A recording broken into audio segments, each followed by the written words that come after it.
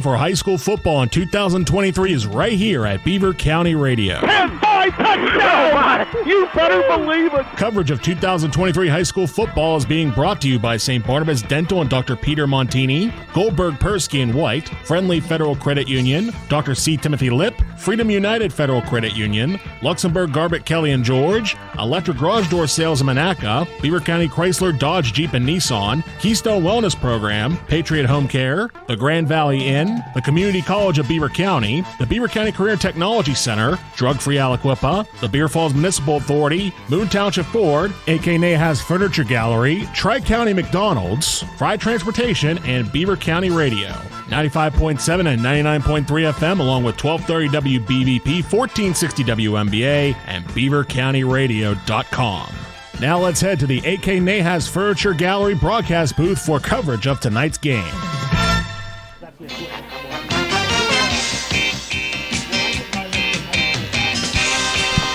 Welcome to Hookstown. It's Rams on Rams tonight. Southside Rams playing host to the Rochester Rams. Southside 9-0, 5-0 in the big season, the Big Seven. Their first championship since 1999. Their 8th season under coach Luke Travis, named the Steelers Coach of the Week for his performance against Union last week. They play host to the Rochester Rams, led by Gene Matsuk, who is a frequent guest at the WPIAL playoffs, state champion, the WPIAL championship game last year. These two teams coming in, their names are the same, but Bruce, their records are clearly different, and injuries have played a big part of that. Well, no question about it. Coach Matsuk, you talked about Gene. He has faced the injury gauntlet. What he went through with a young man named Parker Lyons and what Parker Lyons himself went through in the last few years is unbelievable. But it tests your character. It makes you stronger. And the Rochester Rams are resurgent. We saw that last week. Southside is on a run, though. Let's do simple math. The simple math is they're on the verge of a point a minute. They've scored 409 points in 9 games. That divides out to be like 45 or so. Yes. There's 48 minutes in a high school football game. They're on the verge of a point a minute. They used to be averaging in the 30s, but they put 62 up one week, 56 up the next week.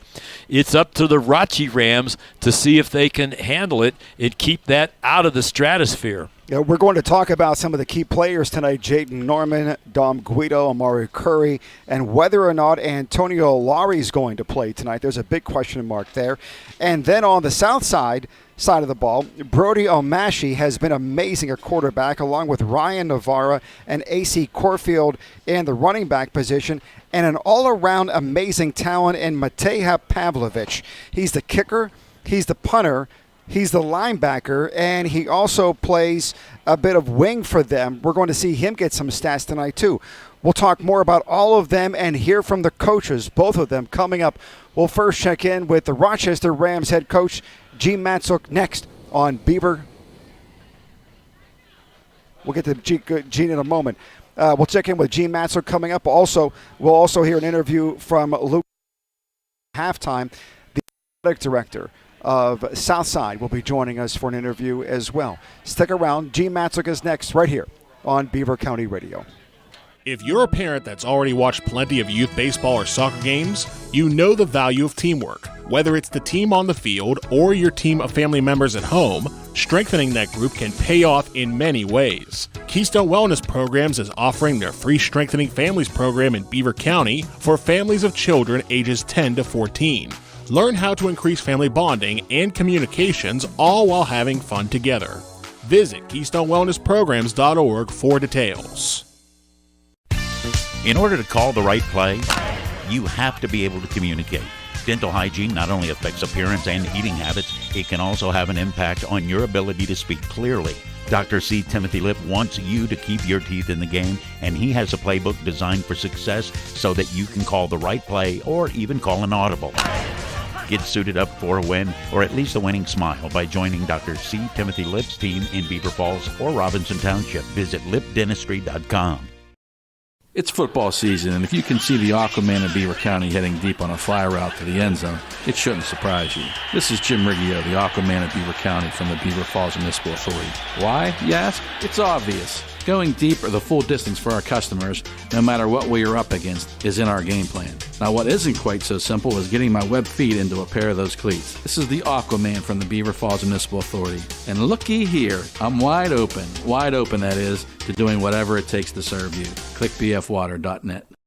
Being a part of a credit union is like being part of a team where everyone plays and, more importantly, everyone wins. This is Cindy Hiladio for Friendly Federal Credit Union. If you need a loan, it's game time. Visit Friendly Federal Credit Union in Baden-Mariquippa. Follow us on Facebook or Twitter or click friendlyfcu.org. Member NCUA Equal Housing Lender. Friendly Federal Credit Union. You got a friend. After any big game, people will be talking. This is Ellen Barras from Falcone's Moon Township Ford. The same is true when you get your new vehicle from Falcone's Moon Township Ford. Neighbors, friends, and co-workers will notice the new winning style reflected in the car, truck, or SUV you just got from Falcone's Moon Township Ford. Located on University Boulevard across from Robert Morris. Click and save at moonford.com and discover what the talk is all about. Falcone's Moon Township Ford, where friends send friends. A Beaver County high school football season is here. Players protect that beautiful smile with a visit to your hometown dentist, Dr. Peter Montini and his team at St. Barnabas Dental. While tackling tooth decay is number one in the game plan, Dr. Montini offers a wide array of services, including custom-fitted athletic mouthguards, clear aligner orthodontics, virtually painless injections, and same-day crowns. Call or text 724-495-3350 to schedule your appointment today. St. Barnabas Dental in Beaver, creating beautiful smiles for life. If you have big plans for this fall, like a new car or home remodeling project, but feel like it's getting a little late in the game and you're out of timeouts, it's time to call an audible, a 749 audible. This is Coach Andy Dengel from Freedom United Federal Credit Union. 24-month personal loans are now available with approved credit from 7.49%. So get up to the line, the teller line that is, and call your own 749 audible. Stop in for details. Member NCUA. Housing lender.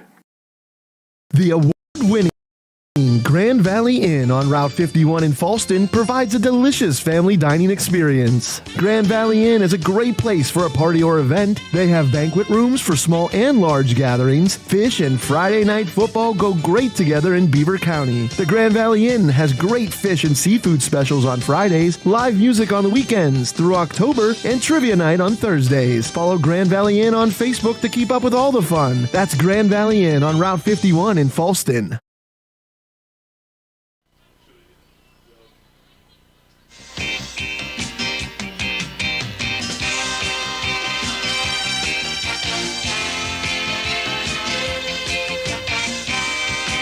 Appliance and Furniture Broadcast Booth. This is the Beaver County Career and Technology Center pregame show on Beaver County Radio. I'm Mangino, and with me is the head coach of the Southside Rams, Luke Travelpiece. Coach Travelpiece, welcome. Good to have you. Yeah, thank you for having us. Thanks for coming out and doing the game. I know our boys really appreciate it. Well, thank you for making time for us. Congratulations on the honors. I understand that the Steelers named you Coach of the Week with your victory over Union. What were your thoughts when you first heard that honor was coming your way? Just excited for our team, honestly. You know, the Steelers always do a great job of selecting a coach of a team that's had a big victory for their program. And so my name's attached to it, but it's really a result of the play of our team out on the field. And I'm just so happy for our group. You know, they come to practice, they're working hard, and they're seeing the fruits of their labor. And, you know, that recognition is just one of the after effects of all the work that our boys are putting in. You run an offense that not many others do in the wing tee. Why and what makes it so special? Yeah, so the reason why is we don't have the biggest offensive line. We don't always have, the most speed out there. So we run a system that plays to our advantage. We always have tough, disciplined, smart kids. We preach to them from day one. If you guys play in the system and you execute it together, it can't be stopped, right? We have an answer and a solution for anything that the defense wants to prepare for us. But it comes down to them being smart, disciplined, focused, and playing as a unit. And regardless of what your skill level allows, it allows for a lot of success. This year, we're fortunate to have a lot of skill to correlate with that, and you can see the kind of season we're putting together. Your top three when it comes to running are putting up just remarkable numbers.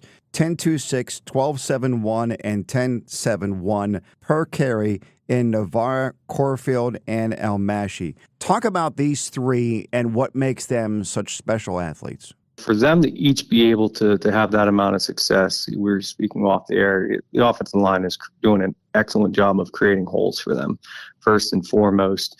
But then the other thing that they're able to do, and within our offense, within our system, it's predicated on misdirection. And so when you have three guys that are able to score from anywhere on the field and able to stretch the defense and put the pressure on them, it really opens things up for one another. And their unselfishness throughout the course of the game is what helps to make them special, in my opinion. And we were up at Shenango a couple of weeks ago, and we're in the first possession. Ryan came to me. He got tackled after, I think, a 4 or 5 yard gain. And he's telling me, Coach, we need to fake it to me and let Brody run around the outside. Sure enough, Brody scores on like a 25, 26 yard touchdown. But there's an unselfishness there, an understanding of how the system and how all the plays work together to put one another in positions to be successful. And I think that is what makes our group overall so successful this year, is they're playing for one another and they're playing to get it done as a team. Brody being Brody Almashi, your quarterback, who not only tremendously skilled at running the ball, but at throwing the ball and protecting the ball. 35 of 68. He's averaging 10 yards an attempt, 20 yards a completion, and is right around 3-to-1 touchdowns to interceptions, which is not all that common at all at any level, let alone high school. So one of the things that we preach, and we preach to him, we've preached to all of our quarterbacks, is we need to protect the football. And we preach that with the running backs also, with protecting the ball and not fumbling. But when we have an opportunity to pass, we have to make sure that we're getting it to an open receiver. And the other thing that really helps Brody as an athlete and as a quarterback is, his check down is his feet. So, Brody, if you don't see it open, rather than check down, take off and run. And he hears that from us every day at practice, and he does an outstanding job of that. This game is Rams on Rams. When you look at Rochester, what do you see in a Coach Matzuk team? The same thing they've been doing for 20 years. They're going to line up, they're going to run the ball at you, they're going to be physical, and they're going to make you defend the entire field. Coach is a Beaver County legend for a reason, and it doesn't matter, who's coming out of that offensive huddle or defensive huddle. They're going to do what they are going to do, and they're going to try to dictate the game to you.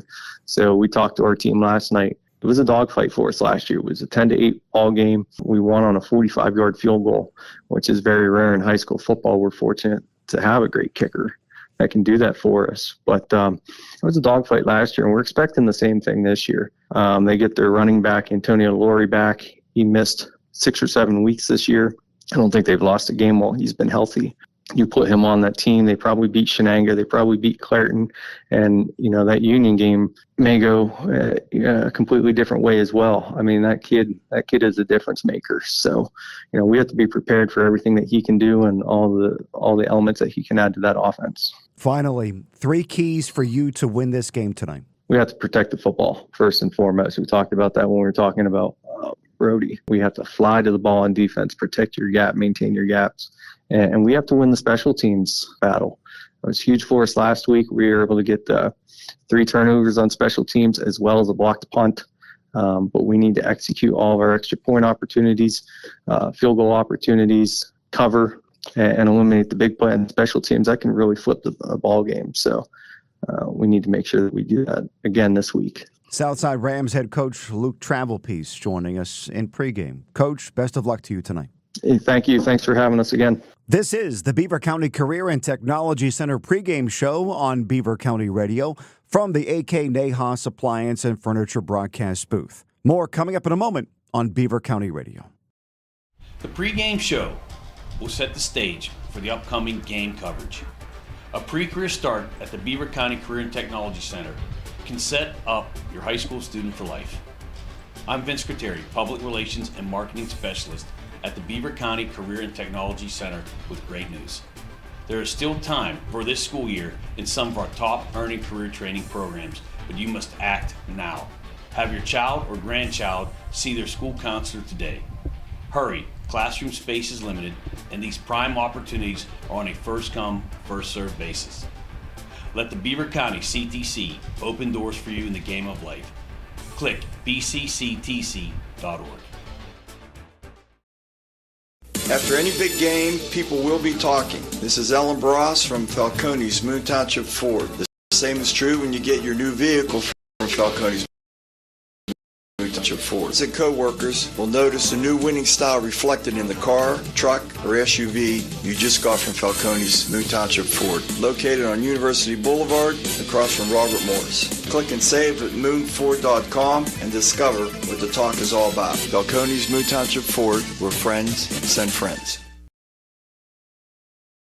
Being part of a credit union is like being part of a team where everyone plays and, more importantly, everyone wins. This is Cindy Hiladio for Friendly Federal Credit Union. If you need a loan, it's game time. Visit Friendly Federal Credit Union in Baden-Neuerl-Aquippa. Follow us on Facebook or Twitter or click friendlyfcu.org. Member NCUA Equal Housing Lender. Friendly Federal Credit Union.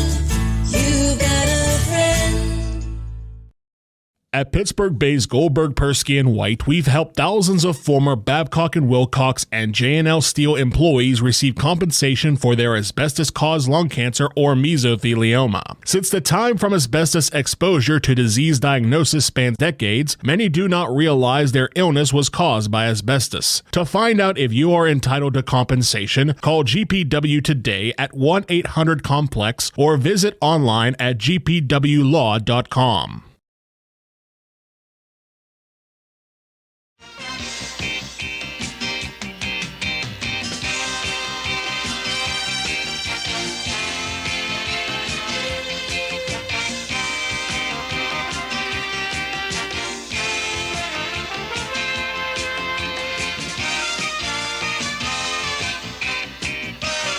Career and Technology Center pregame show on Beaver County Radio, live from the AK Nahas Appliance, Furniture, Mattress, TV, and Broadcast booth. We're joined now by Coach Gene Matzuk of the Rochester Rams. Coach, let's start off with the game from last week against Northgate. What did you like and what did you see that you think you could improve upon? I saw our offensive line did an excellent job of coming off the ball. I thought that was critical for us.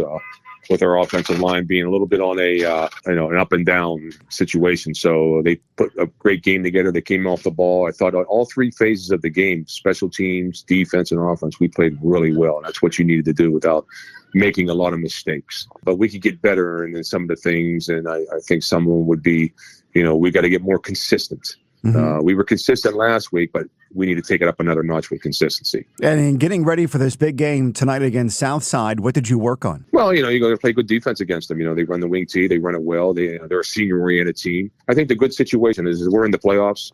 The game really doesn't really do much in the sense of seedings or anything like that. So it takes a lot of the extra pressure off in the sense of you have to win, you're in, or if you don't win, you're out. That's all out of the picture. So it's a game where you just got to go in and get ready for playoff time and get your team just up a level to get to that playoff level. Antonio Lowry, last week he did play. It was kind of like a last-minute decision. My understanding is it may very well be a game-time decision for tonight's game as well. The fact that the game isn't a must-win and it really won't change seeding all that much either. Does that come into play about whether or not you'll decide to play him or anybody else? Yes. I think that comes into play. I mean, the situation, does it call for it? Not really. So, but, like I said, we'll make a game time decision with them and talk to, our coaches, staff, and we'll come to a final decision at the end. If we feel it's not, worth the shot, then we won't do it. Is it difficult to coach these games when it comes to the standpoint of motivating the kids properly, in that you want to win every game you play, but at the same time, it's not worth risking anybody's health as a result of this game. Help us understand how you get your team ready for this. Yeah, those are always the toughest. When you come down to the end of the season, if you're playing for a conference championship or whatever it may be, then there's more coins in the pot. In this situation, it's not affecting them and it's not affecting us as much. So the big goal is to come out healthy. That's the biggest goal to get you ready for playoff time. But on the other sense, I think you got to motivate in the sense of to see where your team is, to measure a little bit more in the sense of where we need to be at a level where you need to be at the end of the year. You need to be at a certain level at this time of the year. So when you get to the playoffs, next week starts the playoffs. So you have to be ready for that. So it kind of gets you ready, to get ready to move into the right direction of the playoffs. All right, so help us out here. What do you want to do? What do you want to accomplish tonight besides a win, and how do you get there? I think what we got to do, we got all three phases of the game. We have to be fundamentally sound, number one. We got to be consistent in what we do. We can't turn the football over and shorten the fields, especially with Southside. They do a very good job of capitalizing on your turnovers. So we got to make them try to go 70, 80 yards on their drives. We can't shorten the field. So all three phases, stay away from turnovers, be fundamentally sound, and be consistent in what we're doing. Coach Gene Matsuk, thank you very much for your time. All the best to you tonight. Thank you so much. Coach Gene Matsuk of the Rochester Rams. From the AK Nahas Appliance, Furniture, Mattress, TV, and Broadcast booth, you are listening to the Beaver County Career and Technology Center pregame show on Beaver County Radio. Coming up next, my sit-down interview with Luke Travelpiece, the head coach of the Southside Rams, on Beaver County Radio. It's time to kick off the Flex Steel Fall Gallery Sale at AK Nahas. Get the comfort, quality, and style you want and save up to 20% off all Flex Steel furniture. Handcrafted for long-lasting beauty and comfort, choose from over 60 Flex Steel styles, the largest selection in Western Pennsylvania. Save up to 20% off Flex Steel, get 12-month special financing, and free local delivery. The Fall Gallery Sale only at AK Nahas Appliance, Furniture, Mattress, and TV. You'll do okay with AK. In Beaver County, there are many great stories to tell. One such worthy story is that of the Drug-Free Community Support Program. Now in its fourth year of serving Aliquippa, the project has enjoyed great success through in-school interaction, education, raising awareness, and data analysis. The Drug-Free Community Support Program in Aliquippa has a mission to help local youth make better decisions regarding alcohol and drug use. For more information or to find out how you can get involved, visit Drug-Free Aliquippa on Facebook.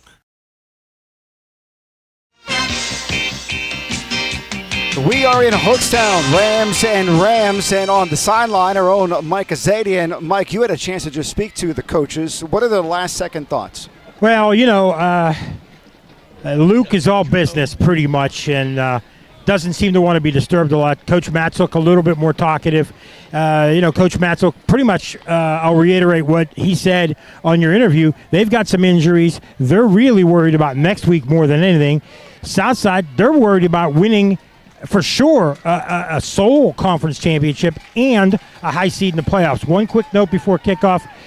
From down here, and I can tell you by looking at both teams, Southside a little bit bigger. This game could be decided on the lines, which line plays a little bit better, because Southside seems to have a little bit more size and depth and a little bit more bulk as well. All right, Mike Azadian, thank you very much. Speaking of some size and bulk, how about this? Eddie Glover, he's the left tackle, a sophomore. Are you ready for this, Bruce? 6'1", 350. Well, that's some size. But now the next question after we hear that, we look for mobility, but that's what we'll do. We'll describe the entire contest for our listeners. Rochester wins the toss and chooses to defer. So the Southside Rams, the team entering this game, averaging almost a point a minute, will take the football. Andrew Corfield, Carter Wilson, and William Morgan back deep to receive. And it looks as though it's going to Corfield at the 15. Yep. He calls for a... But Rachi's offside, so they're going to do it again. Yes. It's interesting. Southside goes with a 3-deep return team. And a couple of their star players. I mean, my goodness, Ryan Navarre, just remarkable way he runs this ball. Also, Andrew Corfield and William Morgan, no slouch either. We'll see what happens on the second attempt at a kickoff. Once again, right. the kickoff. Gomez Castillo is going to try it again. He's not the deepest kickoff man, but he's going to give it his best shot, but it will be from the 35. Once again, they're going from right to left. Rochester in all white, blue trim. South side, all black, gray helmet. Corfield takes it at the 20, up over the 30, 35, 40, 45, 50. One man to beat. Can he beat him? And down he goes at the 38-yard line. It looked as though he actually lost his footing on the play, went down before he was even tackled. So a return to the 38-yard line. Southside now taking over 1st and 10. Deep in Rochester territory at the 39-yard line, they'll call it. Brody Almashi, the starting quarterback, 35 of 68, 11 touchdowns on the season, just 4 interceptions.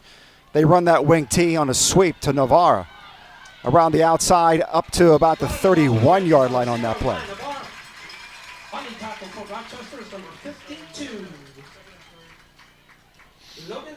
Southside setting up a short 2nd and 3, call it 4.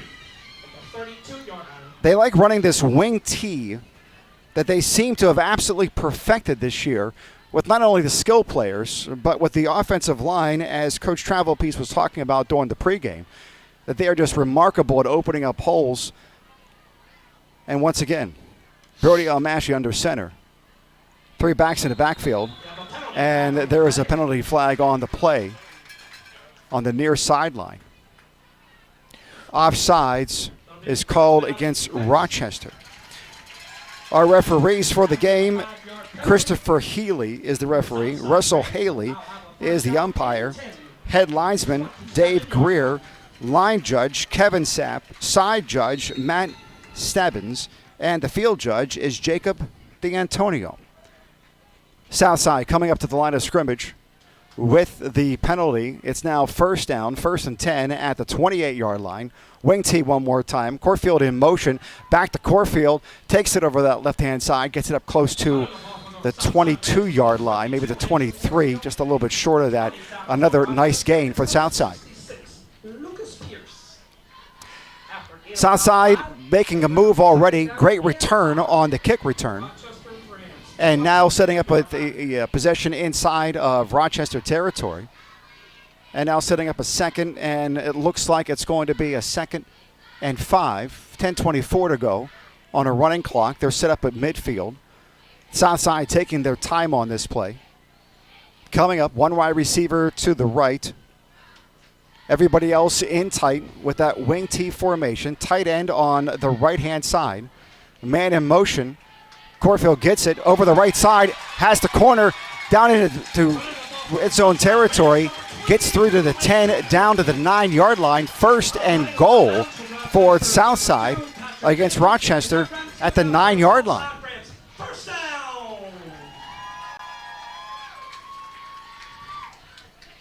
Southside set up on the near sideline. They're at the 9, 1st and goal to go. And this wing T formation, they continue to run with great effectiveness. Still not thrown a pass so far. Wide receiver to the far left-hand side. Tight end to the left-hand side as well. Almashi is in the backfield by himself. He keeps it up the middle, picks up about 3 yards on the play. Sets up a 2nd and goal from the 6.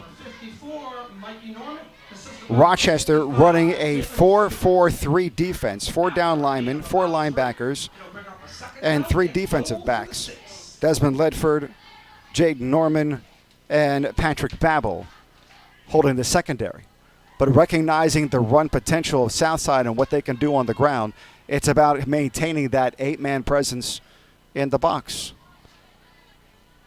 Under center, hand off to Navarro. No, he decides to keep it himself. And Almashi goes right up behind him, is able to get down to the 5-yard line, setting up a 3rd and goal from the 5. 3rd and goal from the 5, near hash mark for Southside. They are clearly within field goal range of Matej Pavlovich, and don't be surprised if they decide to go that route. They may actually be too close to even consider it, but he's a remarkable field goal kicker. His success rate is pushing 80%, and during warm-ups, knocked a 43-yarder. Yeah, but right now, if they kicked from this spot, it would be 2 more yards and an extra point. But yes. It won't come to that. No, it will not. Decided to hand it off to Andrew Corfield over the left-hand side. He breaks the plane for a touchdown. Southside up 6 over Rochester. Yeah, and that was just simple execution on the ground. The bottom line is it was a 39-yard drive. That was it because of the brilliant kickoff return. So 5 or 6 snaps, Southside averages 6 or 7 yards a play. There's your replay, inside carry, Corfield's specialty, and he's able to veer in on his feet. And for the extra point attempt, Matej Pavlovich with the kick, and it is up, and it's good. And the leg that this young man has is remarkable. We'll talk more about it coming up during the course of the game. Southside over Rochester 7-0, 8:35 to go in the first quarter. Back with more on Beaver County Radio. The local McDonald's restaurants are proud to be partners with Beaver County Radio in sponsoring Beaver County high school football games all season long. Stop into any of the local McDonald's restaurants for everyday value items like 2 for $3 mix and match, sausage burritos, sausage McMuffin, and hash browns. Don't forget to download the app for extra special savings. Looking for a great part-time job? Text McHire.com today to apply. Good luck to all the Beaver County football teams this season from your local McDonald's restaurants. I'm loving it.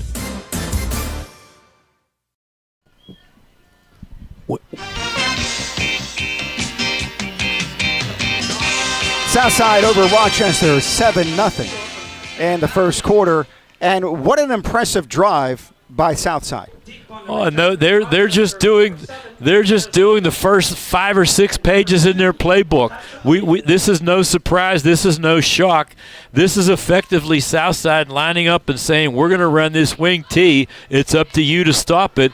But the problem is that Coach Matzook already said in your pregame interview, we're not allowed to shorten the field. Well, that kickoff return shortened the field dramatically. Sure did. Matej Pavlovich with the kickoff from his 40, and it's a bit of a squib kick. First hits around the 20, picked up at the 15, toward the middle of the field, and then tackled at the 20. A gain of about just 7 yards on that return. Southside thinks there's a fumble, but I believe that the ground is causing it, and it will be in fact Rochi possession. But Rochi, again, this is a team that's averaging 40 plus points a game is Southside. So Rochi's got to show that they can respond, and they got to respond in a hurry. That kickoff by Matej Pavlovich, it was a squib kick. He is able to get it deep. He was kicking off 50 yards easy during warm-ups, so it was clearly a technique issue, maybe one that they tried to employ with Union last week, where they were able to get 2 kickoffs off of pooch kicks that they were able to recover and go up 14-0 on Union last week. Rochester now coming to formation. Everybody's in tight. 3 backs across the back. And over the right-hand side, Dom Guido with Curtis Roy with the run. I was expecting credit Rochi with opening a hole in the right side. The right side of the Rochi line was able to blast things open at the point of attack. Yes, Dom Guido with the run. Nice run over the right-hand side. So setting up a 2nd and 3 on the play. Yeah, now Guido is a wideout to our right side. Yeah, he's with Babel on the left-hand side of the formation, along with Jeremiah Haskins. Quarterback takes it on a sweep to his number 2, Patrick Babel, on the sweep there. He runs that play a lot. Southside able to sniff that play out. Yeah, basically it was a jet sweep to the inside. They had the 2 wideouts on the left wound up being blockers, but it never really got to the line of scrimmage. So that wasn't that was essentially a waste of time, because Southside, as you just see, came in and knocked things apart. Rochester set up shotgun formation, 3 wide receivers to the right, 1 to the left. And Babel decides to keep it himself, looking for a corner, unable to get to it, losing yardage on the play. lost about a good 3, maybe 4 yards on that play, setting up a 4th and what looks like 9. Yeah, you'll see Southside come up on the left of your screen, or if there's a replay. But Southside comes up on the left of the screen and just cuts things off. So after a successful first down, Roche gets pushed back 2 plays. And a player looking to get off the field just in time. And now the punt coming from Rochester. Kick is away, and it looks as though it may have been partially deflected. A nice bounce for Rochester over the 50 to the 45-yard line of Southside, so they will take it 1st and 10 from their own 45. More coming up, 7-0, Southside over Rochester on Beaver County Radio. Spotlight your future this fall at Community College of Beaver County. By attending our admissions showcases, you'll explore campus, talk one-on-one with professors, discover career and transfer-ready programs, and even enroll on the spot. Join us October 7th from 9 a.m. to 2 p.m. at the Aviation Sciences Center in Chippewa to learn more about piloting, air traffic control, aerospace management, and the Aviation High School Academy. RSVP now at ccbc.edu/showcases. Quick pass play by El Maushi out to the right-hand side, able to make that completion. Big pickup for Southside from their 45 all the way down to what looks like the 38-yard line of Rochester. So they decided to throw it one time, the first pass play of the game. I'm pretty sure Big Bird is the young man with the reception on the wide side of the field. But it was a great rollout, and that's what happened. Rolling out to the right gave him leverage to throw. And a fumble on the exchange between El Mashi and Corfield. Corfield was able to fall on it, loses a yard on the play, maybe 2, setting up a 2nd and 12. Southside now 2nd and 12 from the 39-yard line. They're huddling up, taking their good old time. No concerns about the play clock. That's at 18 seconds. El-Mashi under center. Man in motion. Fakes the handoff. Actually does the handoff to Navarra. Navarra scampering 20, 15, 10, 5. Touchdown, Navarra. My goodness. 39 yards as Roche went one way and Navarro came back the other way. So again, Roche, I should say Southside is demonstrating why they're averaging 40-plus points a game. We talk about scoring a point a minute. We've played 7 minutes of football, and they've scored 13 points with one more in the making. What was really good about that handoff, Bruce, was that he didn't hand it off on the side that you would normally expect it. When you're going to the left-hand side, you're expecting that handoff to come under the right arm. But instead, he faked everybody out by going and handing off under the left arm instead, and then he broke it back over the right, and nobody was there to stop him. 14-0, Southside over Rochester. No, the bottom line is the kick was wide to the Sorry left. about that. 13-0, Southside over Rochester. More in a moment on Beaver County Radio. Copico's Pizza on the corner of 3rd and 8th Street in New Brighton uses the best ingredients in Beaver County. That's K-O-P-I-C-K-O-S. Copico's, where you can dine in, take out, or order online. Copico's has great lunch specials on junior pizzas, burgers and fries, Italian hoagies, and fish and chicken sandwiches. Copico's makes their own dough and unique sauce from scratch daily. Get 25% off wings with any pizza order at Copicos.com. That's Copico's Pizza in New Brighton, a taste above the rest. That extra point attempt by Mateja Pavlovich, a rare one for him. He is about 80% on extra point attempts. He is 1 of 2 so far this evening. 13-0, Southside over Rochester, 5:08. The bottom line is he gets 8 chances to try it every game. So that he ought to get plenty of practice. But that one, it had a tremendous amount of height. It wound up landing in the track over there. And it winds up wide to the left. So Patrick Babel and Desmond Ledford both deep, waiting for the Pavlovich kick. and it is away, and it is deep all the way to the 5-yard line. Lesford gets it there, straight up the middle, and then hit hard at the 20, dropped down at the 22-yard line. Yeah, let's see if this is a high tackle. I'll put it that way. Right there, I don't know if that's targeting or I don't. That is. I'll just leave it at that. Let's watch this again. This is what I would call a high tackle. Right here, somebody comes in right around the throat area and makes a stop. He hit him hard, and the referee said it was a clean hit. No flag on the play, so Rochester takes over. 1st and 10 from their own 22-yard line. Southside up 13-0. Rochester in their first possession went 3 and out with the required punt.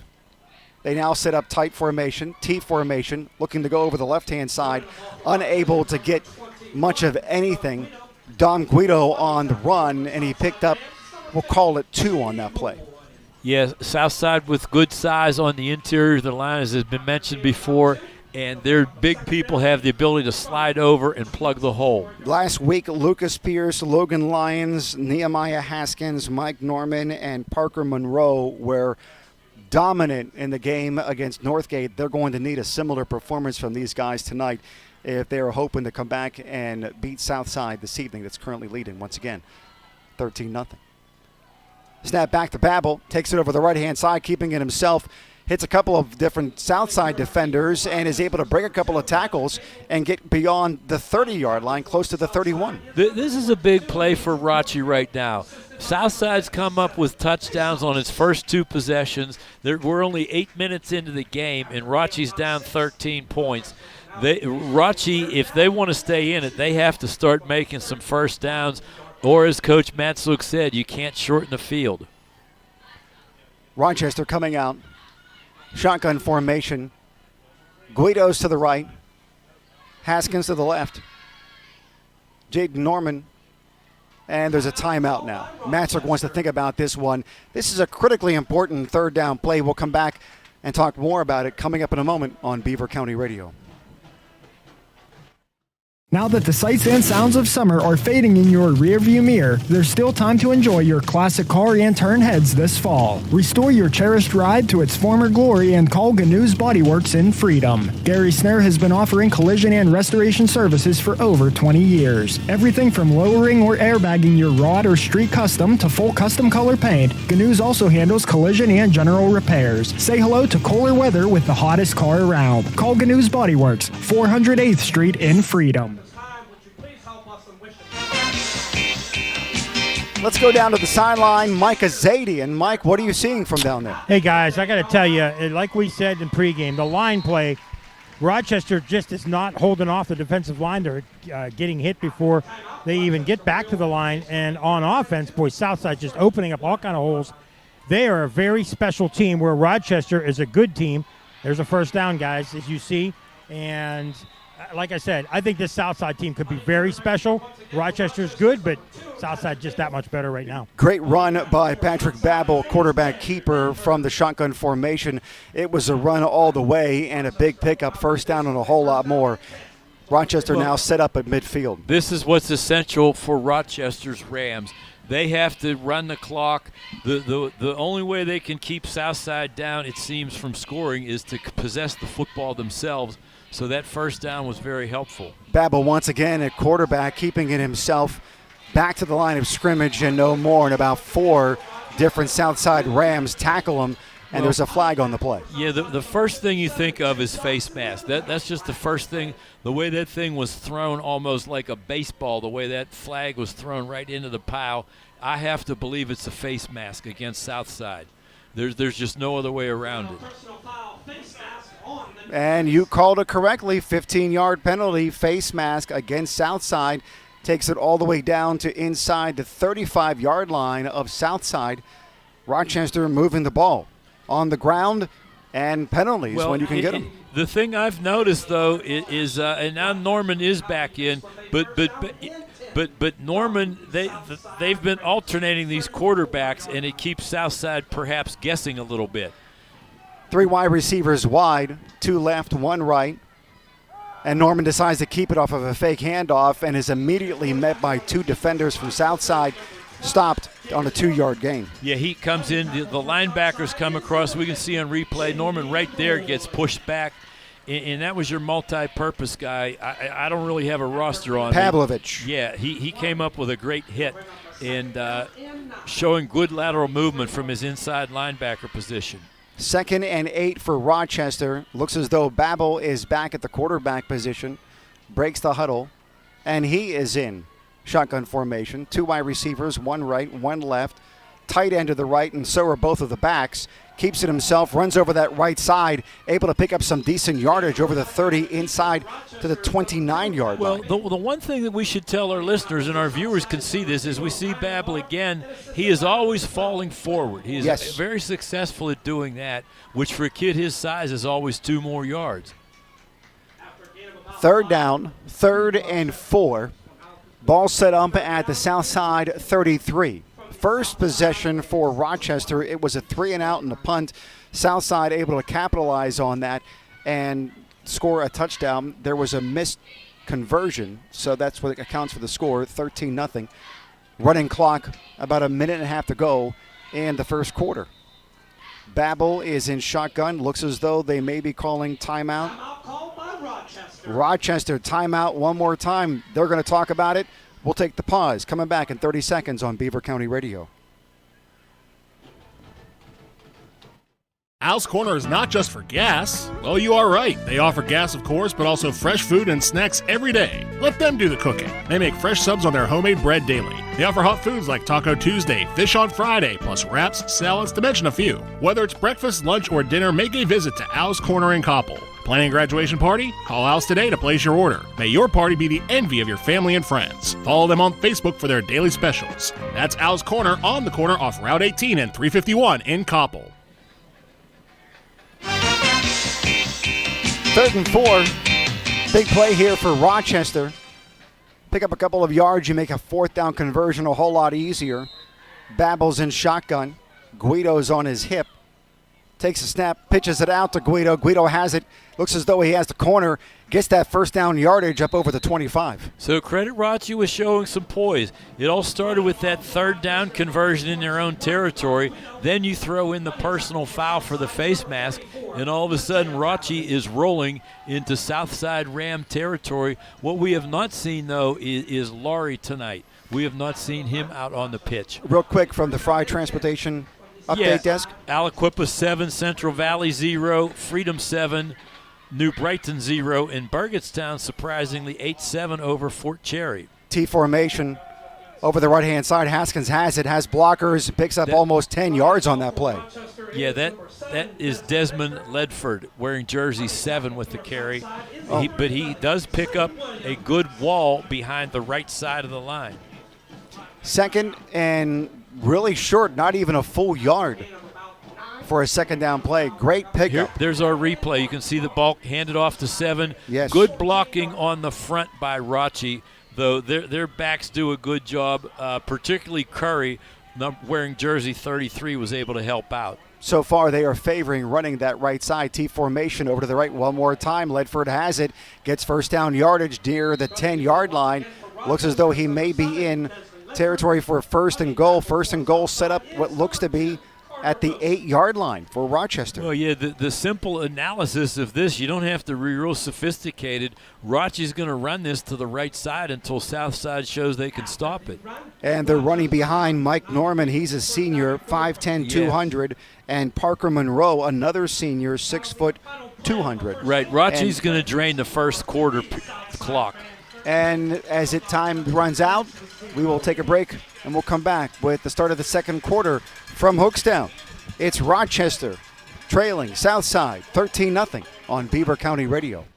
When accidents and injuries happen, you need the experience and insight of the legal team at Luxembourg, Garbett, Kelly & George. Since 1934, they've been committed to the physical and financial recovery of personal injury victims. Attorney Larry Kelly. At Luxembourg, Garbett, Kelly & George, we have a culture. And that culture is that we're not going to get out-lawyered. We're going to make sure that we know the law as well as anybody. You don't even have an idea what facts are important until you know the law. Once we identify the law, we know what facts will determine the outcome of this case, and then we go out and investigate those facts to make sure that we have a factual pattern that is supported by the law that could lead to a successful outcome for our clients. For your initial consultation, call the law firm of Luxembourg, Garbett, Kelly & George at 724-658-8535 or online at lgkg.com. Luxembourg, Garbett, Kelly & George, keeping promises for over 80 years.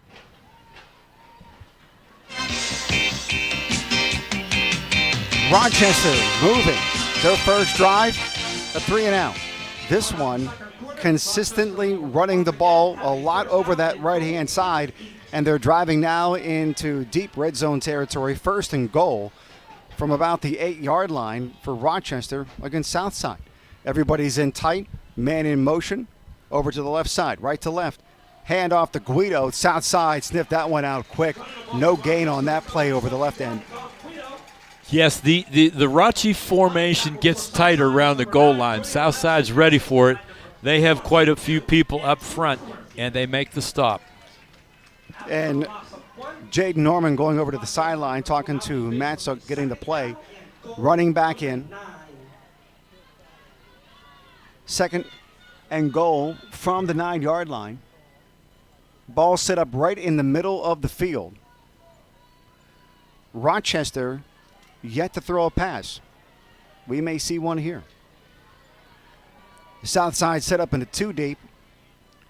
9 guys in the box otherwise. Guido has the ball, looking to get the outside, and Southside keeping him from being able to do that. Number 54 kind of broke up that play. Casey Lewis was in there to keep a short gain for Guido. Yeah, and again, it's a tight formation. Southside is able to show good lateral movement, and they're able to come up and make the stop and make it a puzzle for Rachi. 3rd and 7. Rochester has had a couple of plays where they've been able to pick up big yardage. It isn't as though it's all been 4- and 5-yard plays. Clearly, 2-down territory to get this touchdown. Tight formation, T across the top. Jaden Norman under center, hands off to Guido over the left side, hits a Southside defender, and one of the things we talk about falling forward, he hit that south side defender and drove him on his backside on that one. Yeah, now obviously it's a big play for Rachi here. We would say the football is just inside the 5-yard line on 4th down. We should tell our listeners, our viewers can see this, our listeners, the ball is on the left hash mark. So it looks like a field goal attempt's coming out. Castillo's on the game in the game. A little concerned about being able to get 5 yards when everybody is playing so tight for Southside. Well, so Felipe Gomez Castillo, the exchange student, is in for the field goal, which is just a little bit further than an extra point, and a flag is on the play. Right? May it be delay of game? And the situation there is that now from the 5-yard line, that's only 3 yards more than an extra point. Now you're 8 yards more than an extra point. Not the end of the world, but it still does make a difference in a high school football game. Good point. So now we're set up. He is set up to kick this from what looks to be the 17-yard line. 27-yard field goal attempt by the young exchange student. The kick is up, and the officials say it is no good, wide to the left. Yeah, it lines up over by the pole vault pit, a little bit off to the left side. Had enough height, but it just winds up not being direct, and Rachi is denied a score. Yeah, Southside willing to go along with this. You give up some yardage, but don't give up any points. And we're going to keep it right here. Mike Azadian. Mike, that drive impressive by Rochester, but just not able to get it across the goal line or even kick a field goal successfully. Yeah, they went left almost the whole time, and then they went right the last 3 plays and went right into the strength of the Southside defense. So it's kind of puzzling, but they just missed a field goal, and now Southside can really put a stamp on this game if they could drive and score. Yes, direct snap to Corfield. He took it over the left-hand side, broke a couple of tackles. It's a sprint to the end zone. Can he get caught? He will not. Touchdown, Corfield for Southside. One play, TD. 80 yards, basically, after the missed field goal. So you talk about a turning point in a football game. We might sit here for a couple hours. I don't know if we're going to have a turning point like that. No, that was huge. You're absolutely right. To have the success that Rochester had in driving the length of the field to get within field goal territory, to come out without any points, and then Southside making them pay immediately with that touchdown run by Andrew Corfield. They are now sitting at 19-0. The extra point attempt, it is up. And the officials say the kick is good. 20-0. Southside over Rochester. More in a moment on Beaver County Radio.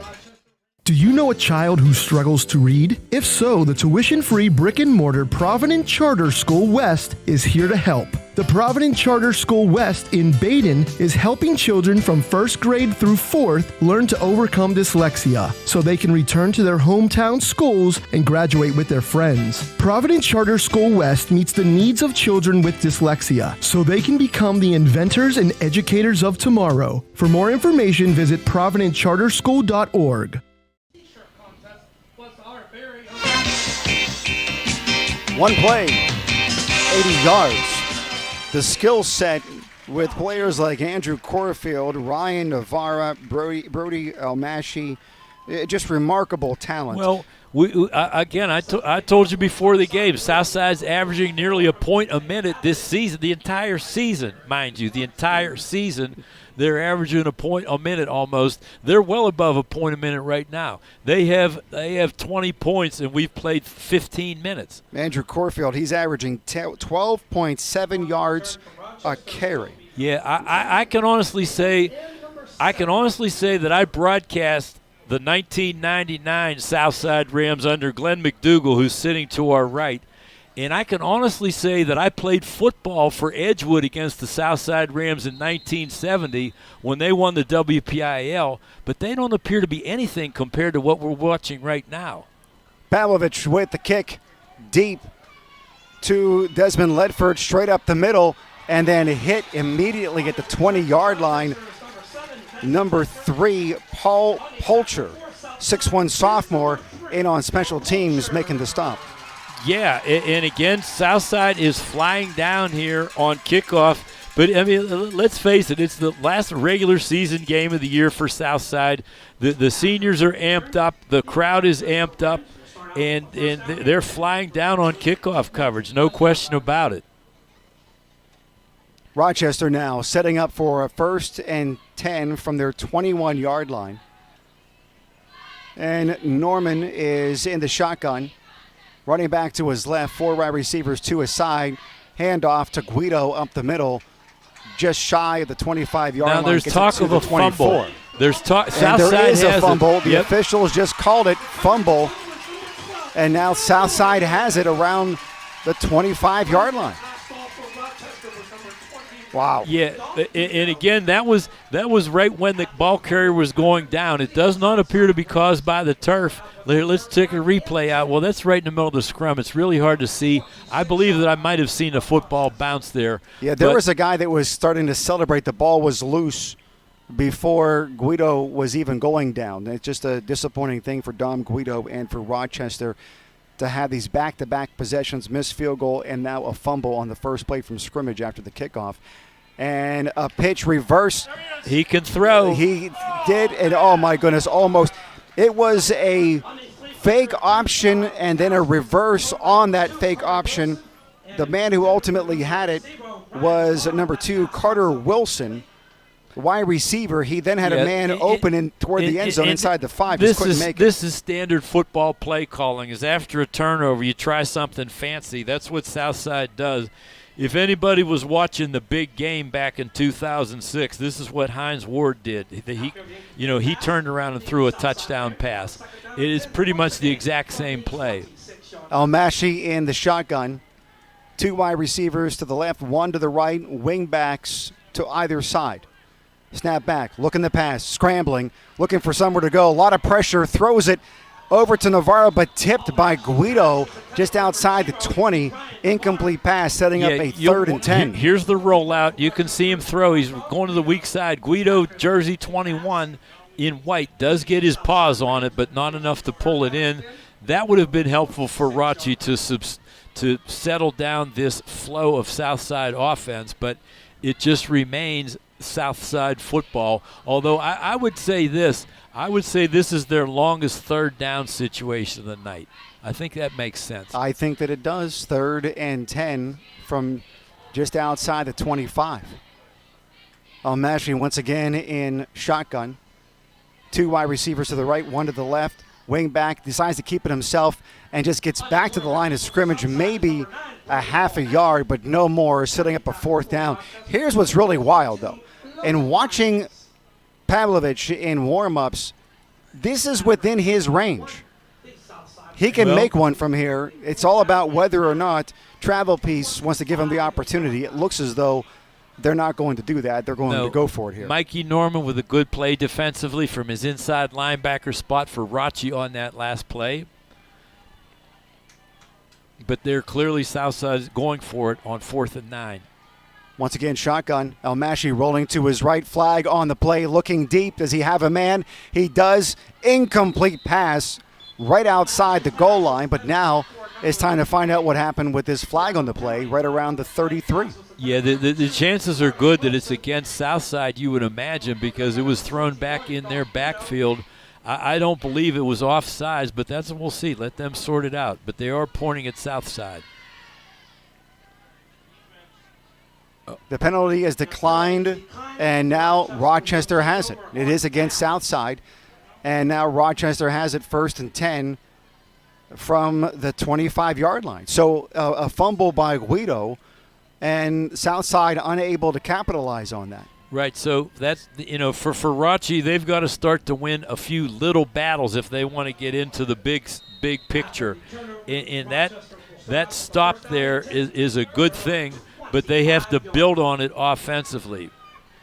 Antonio Laurie, the star running back for Rochester, not in the game. It looks as though they're going to rest him. High snap.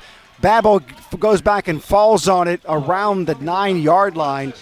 It was a combination of not ready for it and a very high snap that he was just barely able to get his fingertips on, and then able to go back and fall on it around the 10. Well, back in the days when they shifted from almost every team running the formation where the quarterback's directly under center to today's world where everything's in the shotgun, so to speak, there was always concern about coaches about high snaps. That's what everybody worried about when they first started doing it.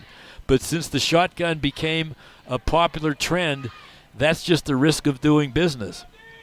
Now they are back in the tee. Yes, they are. Norman under center, handoff to Guido over the left side. He has room. Was able to break a tackle, but just the last one got him by his shoestrings. A nice pickup on that play out beyond the 15-yard line. Yeah, the problem for Rachi is that the play before that was minus 16 yards, so it takes a lot to get the first down. And now they're looking at a 3rd and 20 from their own 15. What do you dial up here? Something to the wide side. They've been successful running behind Monroe and Norman. Let's see if they do something this way, at least a rollout maybe. Almashi, as it can be noted, you can see him in his screen. He's the left cornerback. Norman deciding to keep it himself right up the middle, maybe to the 20. More than likely, though, referees are saying he made it to the 19-yard line, so setting up a 4th and long and a clear punting situation here. Yeah, and again, a situation where Southside is in very good position to shorten the field, as we like to say. It'll be eager to see where the return man is. The return man is in Rachi territory, so theoretically it'll be a good drive start for Rachi. Carter Wilson is back deep to receive. He's now gone beyond the 50, back into his own territory, but it's a whole lot shorter than that. But they fouled the punter, so it's going to be well, Rachi. There is a flag on the play. Yeah, that's an automatic first down too. Now, here's another one down in the south side bench area. That's the interesting one. We'll see what happens. Here's what's curious about this is that Slayton Williams is saying, hey, I tipped the ball. I got the ball. Well, so if I hit the kicker, there shouldn't be a penalty there. They're talking about that flag, and now there's still this flag that's all the way upfield around midfield at the 46. Which, again, you'd have to think that's a dead ball foul because the ball had already rolled out of bounds. We have absolutely – well, we'll see, but let's just let them sort things out.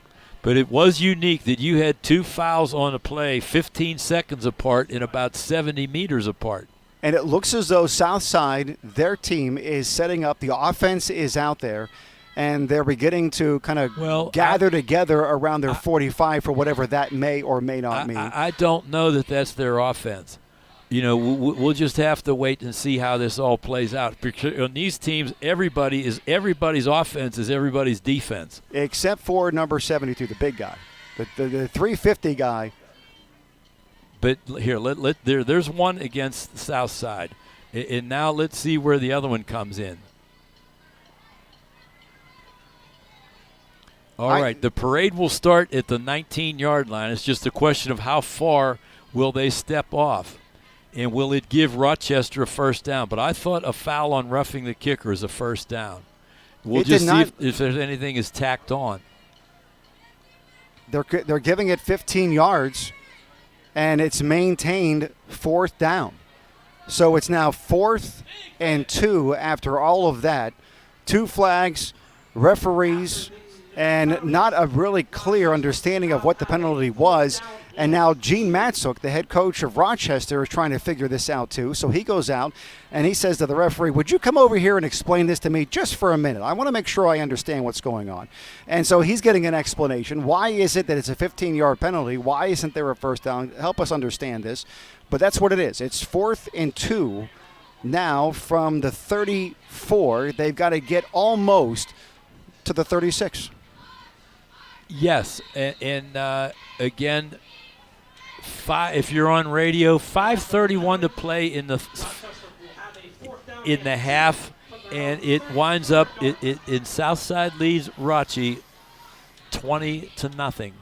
All right, so Rochester now, everybody's in tight. Norman's under center, winged back, and we have a jump on Southside, and then we had a jump on Rochester. It's just about who jumped first. Was Southside drawn over, or did Southside jump on a hard count to give Rochester that first down?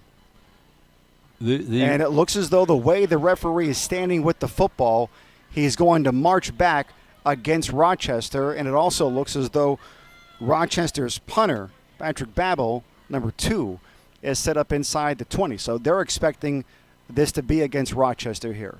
Officials once again gather to talk about it, and motion against Rochester, backing them up 5 yards. So what was a 4th and 2 and maybe an attempt to get Southside to jump, unsuccessful. And now it's back to 4th and 7. Also from the Fry Transportation Instant Update Desk, Quaker Valley ahead of, I should say, Avonworth leads Quaker Valley 21-0. Probably no surprise there. And the snap, punt from Babel. Deep man, letting it bounce around the 42. Takes a Rochester roll, and it will be downed just outside the 30-yard line.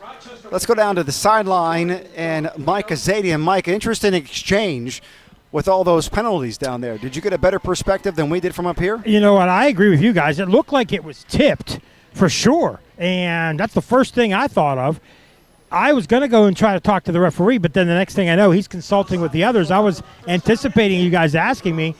I'm going to try to get an answer, but I don't understand why, if they gave a 15-yard penalty, they did not give them a first down. Well, that's what we don't understand. But see, that could be because there was 2 fouls thrown on the play. If the punt's tipped, that's fine. That's a clean slate. But then the other foul we saw near the Southside bench, that could be what the 15 were. Southside snap, Almashi.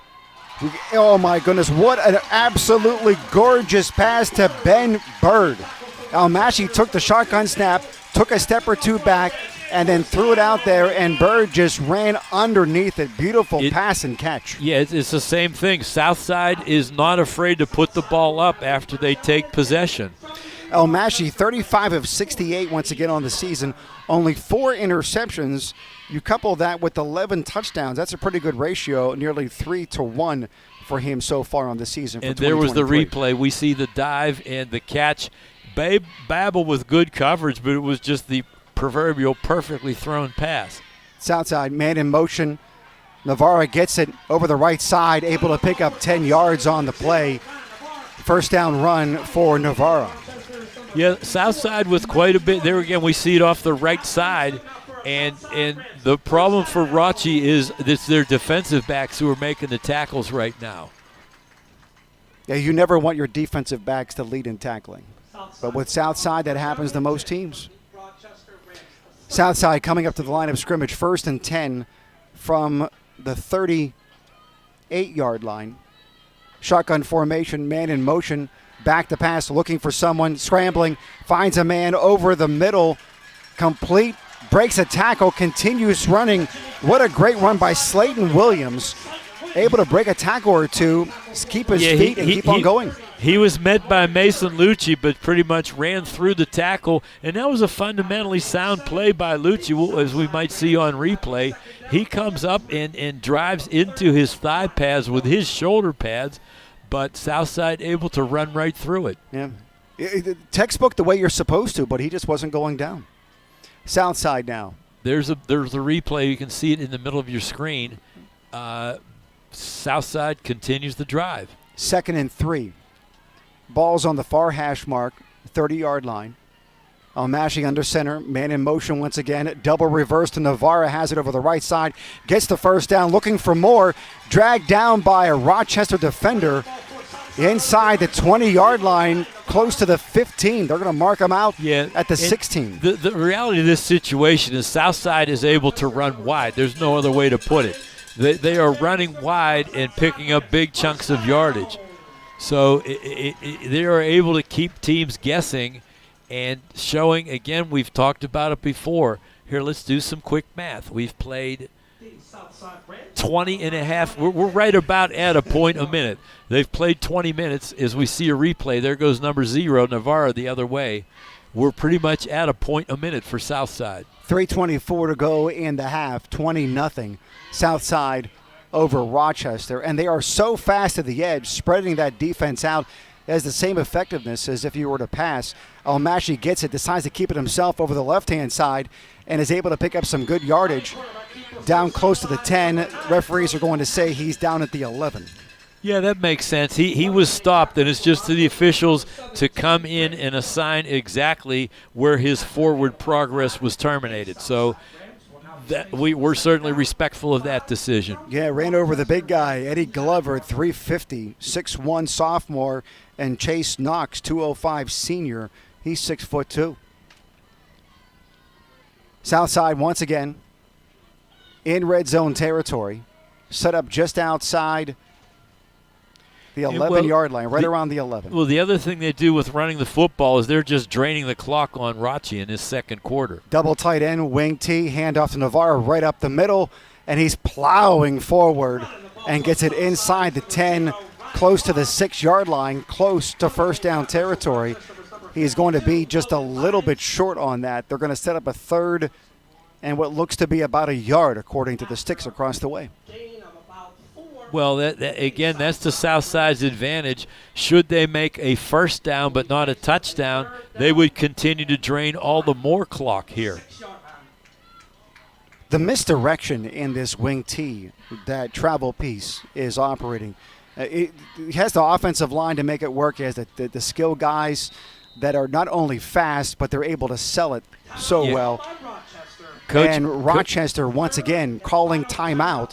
That 3rd timeout, using up all of them in this first half. So a very important 3rd down, 3rd and 1. Let's check in with Mike Azadian. 3rd and 1 here and a timeout by Coach Matzook. Well, he's probably just, got the timeouts to use them.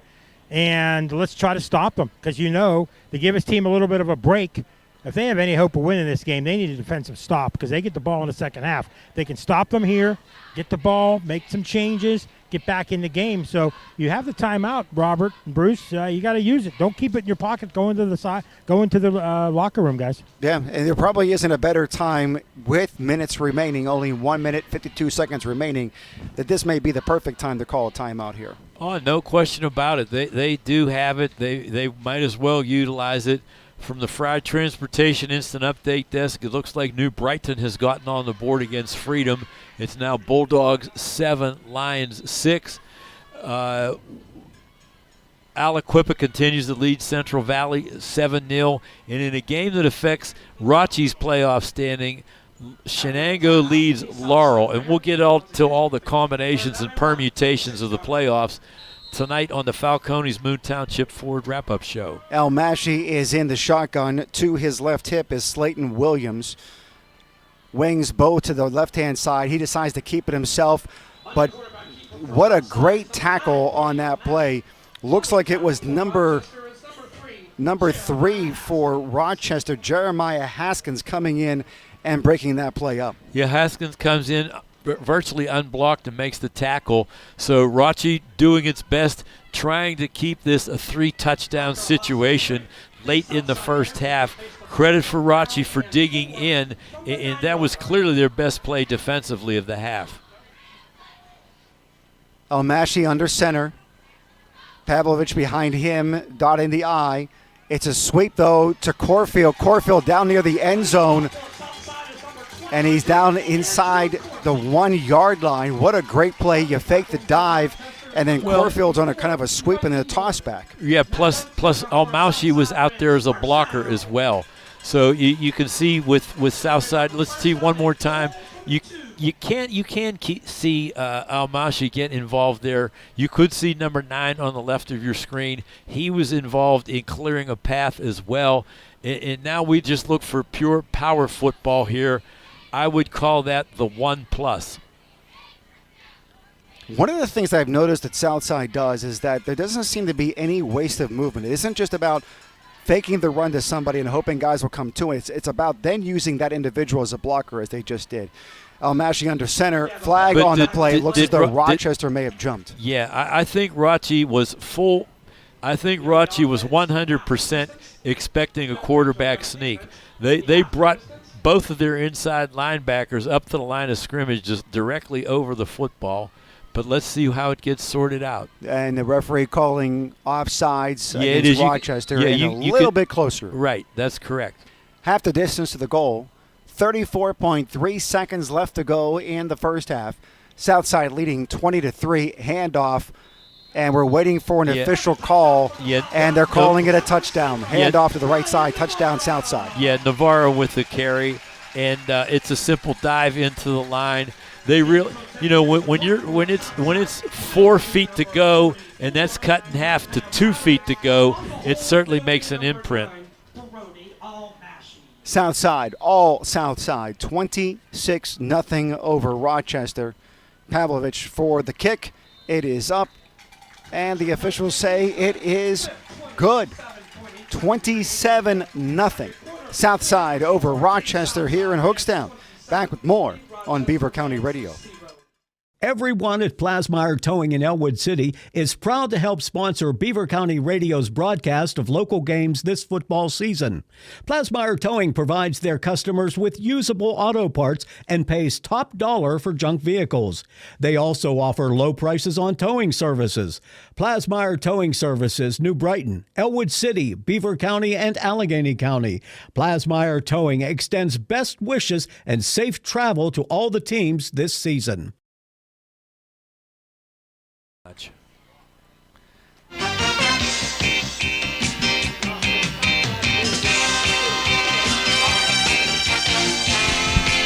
Wow, 27-0. Southside over Rochester. Just seconds to go in the first half. 27.8, in fact. Yeah, but the thing is it took 4 minutes and 51 seconds, that drive did, so Rachi doesn't have an eternity to respond. In fact, they only have 28 seconds in which to respond. Pavlovich with the kickoff. It is high, it is deep. and it is returned at the 5-yard line, coming up over the middle with it. Babel has it and able to get to the 30-yard line. Great return by Babel.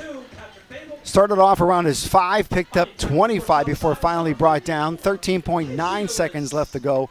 We'll see if Rochester is going to try to do something here or just take a knee and let this thing go to half. Let's refresh our memories. Have they thrown a forward pass in this game? I'm racking my brains. Let's not kid ourselves. Their drives, 2:16 was the first one, 5:08 was the next one, and that was a missed field goal. And then 16 seconds and a fumble, then 2:09 and a punt. So I don't think they've thrown a pass. Everybody in tight, handoff, and it went absolutely nowhere on that play. Curry had it and got stopped immediately. The clock is winding down, under 8 seconds to go, and they are content to let the play go ahead and the clock run itself out. Let's check in. We'll check in with Mike Azadian here in a moment. Mike, are you there? Do you have Coach Travel Piece? Yes, I do. He's talking to his team real quick. Hold on. Okay. Impressive first half so far, to say the least, by Southside. It seems as though just about everything they wanted to do, they have, except for that one stop on fourth down. Guys, I got Coach Travel Piece. Impressive first half as they're talking in the booth. I mean, you guys seem to have done it all here in the first half.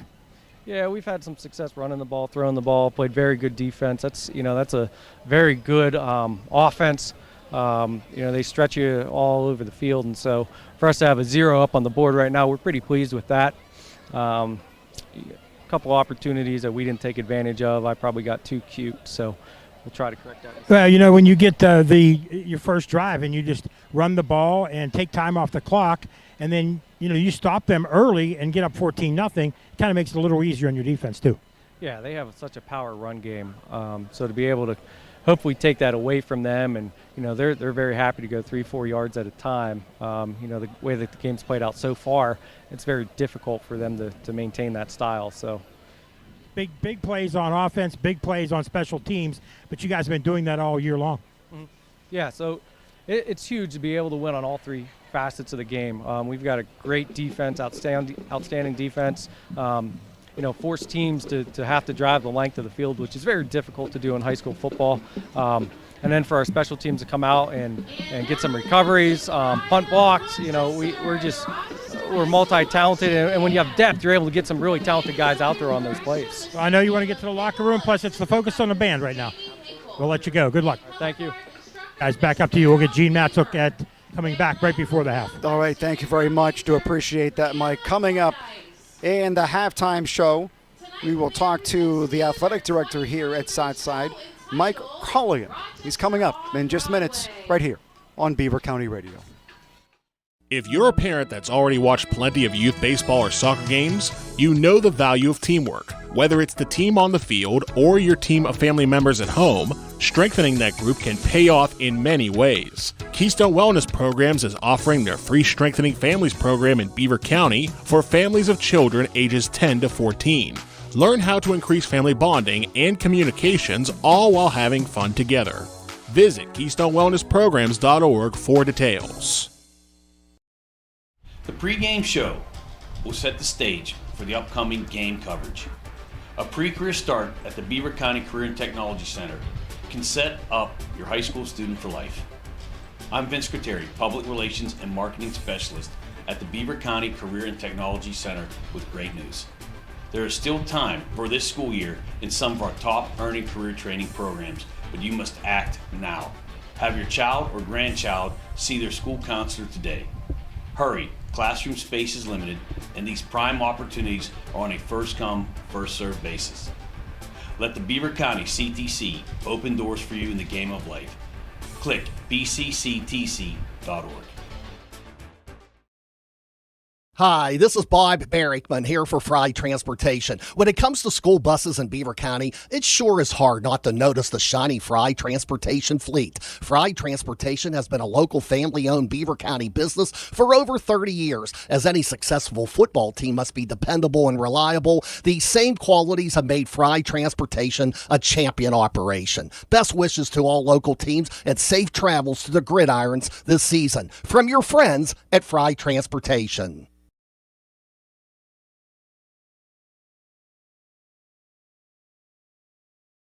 Being part of a credit union is like being part of a team where everyone plays and, more importantly, everyone wins. This is Cindy Hiladio for Friendly Federal Credit Union. If you need a loan, it's game time. Visit Friendly Federal Credit Union in Baden-Araquippa. Follow us on Facebook or Twitter or click friendlyfcu.org. Member NCUA Equal Housing Lender. Friendly Federal Credit Union. You got a friend.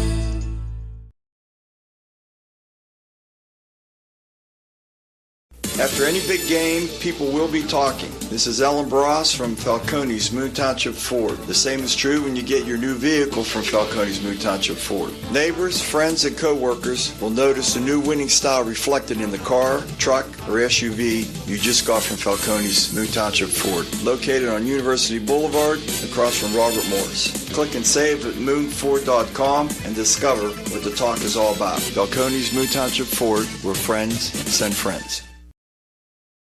When accidents and injuries happen, you need the experience and insight of the legal team at Luxembourg, Garbett, Kelly & George. Since 1934, they've been committed to the physical and financial recovery of personal injury victims. Attorney Larry Kelly. At Luxembourg, Garbett, Kelly & George, we have a culture. And that culture is that we're not going to get out-lawyered. We're going to make sure that we know the law as well as anybody. You don't even have an idea what facts are important until you know the law. Once we identify the law, we know what facts will determine the outcome of this case, and then we go out and investigate those facts to make sure that we have a factual pattern that is supported by the law that could lead to a successful outcome for our clients. For your initial consultation, call the law firm of Luxembourg, Garbett, Kelly & George at 724-658-8535 or online at lgkg.com. Luxembourg, Garbett, Kelly & George, keeping promises for over 80 years. Now that the sights and sounds of summer are fading in your rearview mirror, there's still time to enjoy your classic car and turn heads this fall. Restore your cherished ride to its former glory and call Ganew's Bodyworks in Freedom. Gary Snare has been offering collision and restoration services for over 20 years. Everything from lowering or airbagging your rod or street custom to full custom color paint, Ganew's also handles collision and general repairs. Say hello to cooler weather with the hottest car around. Call Ganew's Bodyworks, 408th Street in Freedom.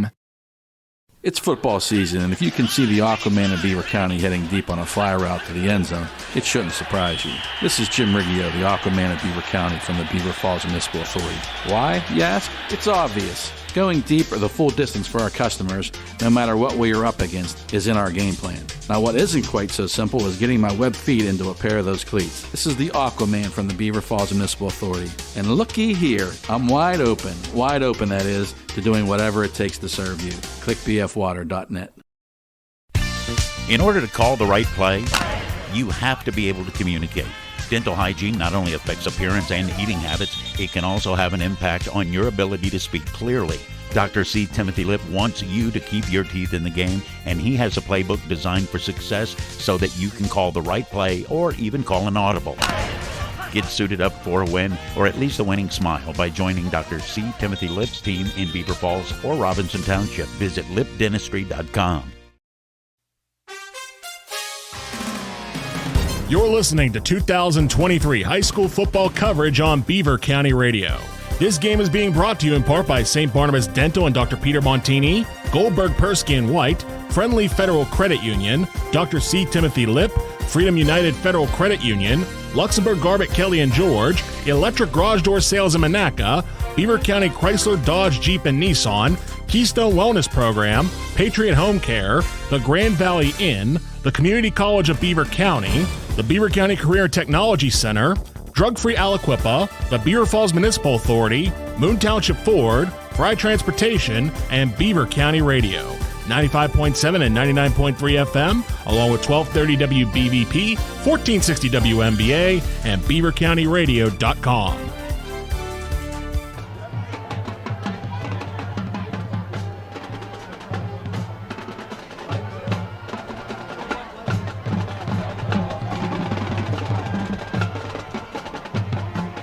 It is halftime. Rams, Rochester, South Side. And from the AK Nahas Appliance and Furniture Broadcast booth, it is the halftime show. Coming up a little bit later, we will take a look at scores from around the valley from the Fry Transportation Update Desk and get a sneak preview at the potential frontrunners for the CCBC Players of the Game. However, first, we talk to Southside Athletic Director Mike Culligan, who's joining us. Mr. Culligan, welcome. Good to have you at halftime. Thank you very much. I appreciate you having me. Not only an amazing football team, and we'll talk about them in a moment, but I was looking at the website. You guys have other athletics that are really good, too, including a golf team that is making the playoffs. Yeah, we've been section champs and co-section champs for the past couple of years, and it's nice. It's always nice each year to add that 2-digit number onto the banner that we have hanging in the gym. So we have what's nice with our golf team this year too is we are all basically underclassmen, and we had a big turnout with our freshmen for this year. We had 2 juniors that qualified at the individual level, moved on. So we're very excited about the golf program and where it's been the last couple of years and for the future as well. Congratulations. How expansive is the athletics program at Southside? Well, really, for us being really, basically a single A school with borderline, double A classifications in basketball and a few other things, we have a very expansive program with a wide range of opportunities for our students. We basically even more edge on the scale of a higher 2A or mid-level 3A school with the amount of sports that we do offer. And even more so, which has been nice over the last couple of years, we started a boys volleyball co-op with Hopewell, which we've participated in the last 3 years, so it's giving kids more opportunities. We have individual swimmers who participate at local meets and invitationals and at the WPIAL level as well. So on top of, your traditional stuff, we do have a wide range of activities and opportunities for our kids. All right, let's talk about what we're here tonight for, which is an amazing football program at Southside. To what extent does a good football program help to bring up all of the athletics programs at a school district? With football programs, for Western Pennsylvania, football, everyone labels that as, the big time and everything else, your most interesting and your most, even just on a revenue basis, usually when you're high revenue sports. But the great thing about, football events is that it brings the entire community together with that and having that outdoor experience. You do have, more seating options and everything. We have great crowds, with our sports that do, take place in our gym and everything else. And we do have great community turnouts for all of our sports. When you do have, that football atmosphere, I think it adds like that extra little bit of layer to it. It does, it gives everyone that opportunity. Okay, it's been a long week of school or work, and everything. Now Friday night's kind of like our time to, okay, this is the beginning of our weekend. Let's go out and support our team and enjoy the time with our fellow community members. What's special about Coach Luke Travelpiece? I would say consistency and just his attention to detail. And truthfully, having known him, as a teaching colleague for the last 11 years, he is someone with high integrity and someone that you can trust with just about anything, if not everything. And that's just something that I think has rubbed off to us as a teaching staff, district staff, people who have coached with him or, our fellow coaches alongside of him. I think that's really transitioned to even with his student athletes, as a time, with him being in his 7th and 8th year as head coach now. That's really transitioned, and it's really built up, with his work at the youth levels, our middle school and junior high levels, and to the varsity level. You can see how his programs come together and how it's been paying off the last couple of years. We are talking with Southside AD Mike Culligan.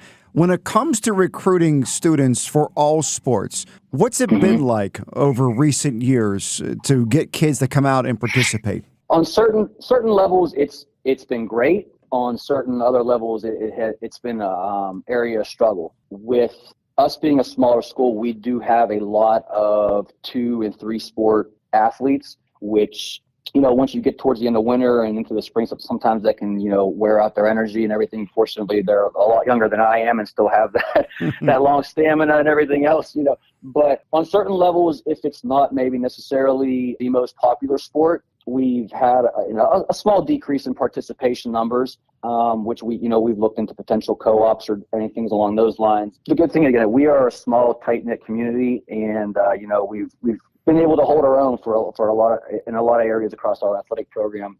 you have your definite diehards that want to be as part of as many things as they can, and you have your other students who maybe only want to do one, thing or one activity, which is, fine, to each their own. But, we've been very, very fortunate with support across all of our sports. I think that's the one good thing with our program too, is all of our head coaches support each other. They don't try to pull from other sports to make sure, hey, you only need to do this sport and not, worry about others. We have our head coaches are very supportive of all the other head coaches in terms of, because we do share a lot of athletes, and, that's very big with our program, with our head coaches. It's something I really commend them for. What about parental support and involvement? How critical is that to a successful athletics program? It's huge. I think that coaches, set clear expectations, for, letting them do their jobs as coaches, but, having that open communication, if there is concerns or anything, to discuss those, areas, whether good or bad. I think open communication is a good thing, but also keeping in the realm of, hey, these are what the expectations are of the coach. This is an expectation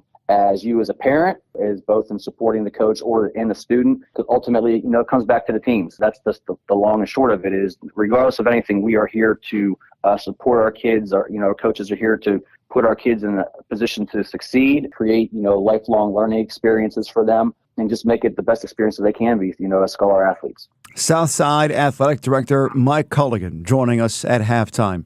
Thank you very much for your time, sir. Absolutely, very much. Appreciate you having me on. Stick around. Coming up, we'll have a first half recap. Take a look at scores from around the valley from the Fry Transportation Update Desk and get that sneak peek at CCBC Players of the Game. It's all next on Beaver County Radio. Are you a believer? I am absolutely a believer. And I'm a Bubba Beaver believer. But I'm the biggest Bubba Beaver believer. All right, man, you got me. Be a Beaver believer in a new Nissan. Get a new $359 a month or a new Altima for only $359 a month. Plus guaranteed credit approval and the best certified pre-owned warranty.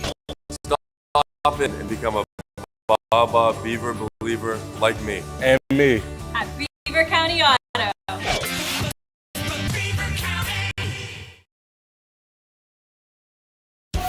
It's time to kick off the Flex Steel Fall Gallery Sale at AK Nahas. Get the comfort, quality, and style you want and save up to 20% off all Flex Steel furniture. Handcrafted for long-lasting beauty and comfort, choose from over 60 Flex Steel styles, the largest selection in Western Pennsylvania. Save up to 20% off Flex Steel, get 12-month special financing, and free local delivery. The Fall Gallery Sale only at AK Nahas, appliance, furniture, mattress, and TV.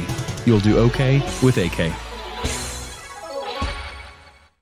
The award-winning Grand Valley Inn on Route 51 in Falston provides a delicious family dining experience. Grand Valley Inn is a great place for a party or event. They have banquet rooms for small and large gatherings. Fish and Friday night football go great together in Beaver County. The Grand Valley Inn has great fish and seafood specials on Fridays, live music on the weekends through October, and trivia night on Thursdays. Follow Grand Valley Inn on Facebook to keep up with all the fun. That's Grand Valley Inn on Route 51 in Falston. Hi, this is Bob Barrickman here for Fry Transportation. When it comes to school buses in Beaver County, it sure is hard not to notice the shiny Fry Transportation fleet. Fry Transportation has been a local family-owned Beaver County business for over 30 years. As any successful football team must be dependable and reliable, these same qualities have made Fry Transportation a champion operation. Best wishes to all local teams and safe travels to the gridirons this season. From your friends at Fry Transportation. Looking for home services? Call Patriot Home Care in Beaver Falls. Their staff provides company, conversation, and companionship to all patients, ensuring medications are taken on time, participating in fun community activities, personal care, meal prep, and light household work are all services provided by Patriot Home Care, all thanks to the hardworking and selfless team members. Call Patriot Home Care at 724-506-8911 or stop in Patriot Home Care, 1225 7th Avenue, Beaver Falls. In Beaver County, there are many great stories to tell. One such worthy story is that of the Drug-Free Community Support Program. Now in its fourth year of serving Aliquippa, the project has enjoyed great success through in-school interaction, education, raising awareness, and data analysis. The Drug-Free Community Support Program in Aliquippa has a mission to help local youth make better decisions regarding alcohol and drug use. For more information or to find out how you can get involved, Visit Drug Free Aliquippa on Facebook. It is halftime. Rams. It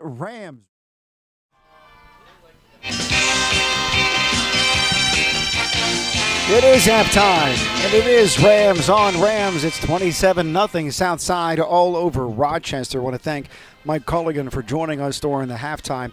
And the performance by Southside tonight, I mean, clearly everybody was expecting that they would be operating on all cylinders. And it just seems as though Rochester just isn't quite healthy enough at this point to be able to match up as effectively. You always have this idea of next man up, but it's difficult when you're losing your superstars. But, again, I don't know. I mean, they're missing Laurie. It's October. Everybody's hurt. The bottom line is Southside is on a mission. They're undefeated. They're ranked. I think they're ranked 4 in Pennsylvania in Single A.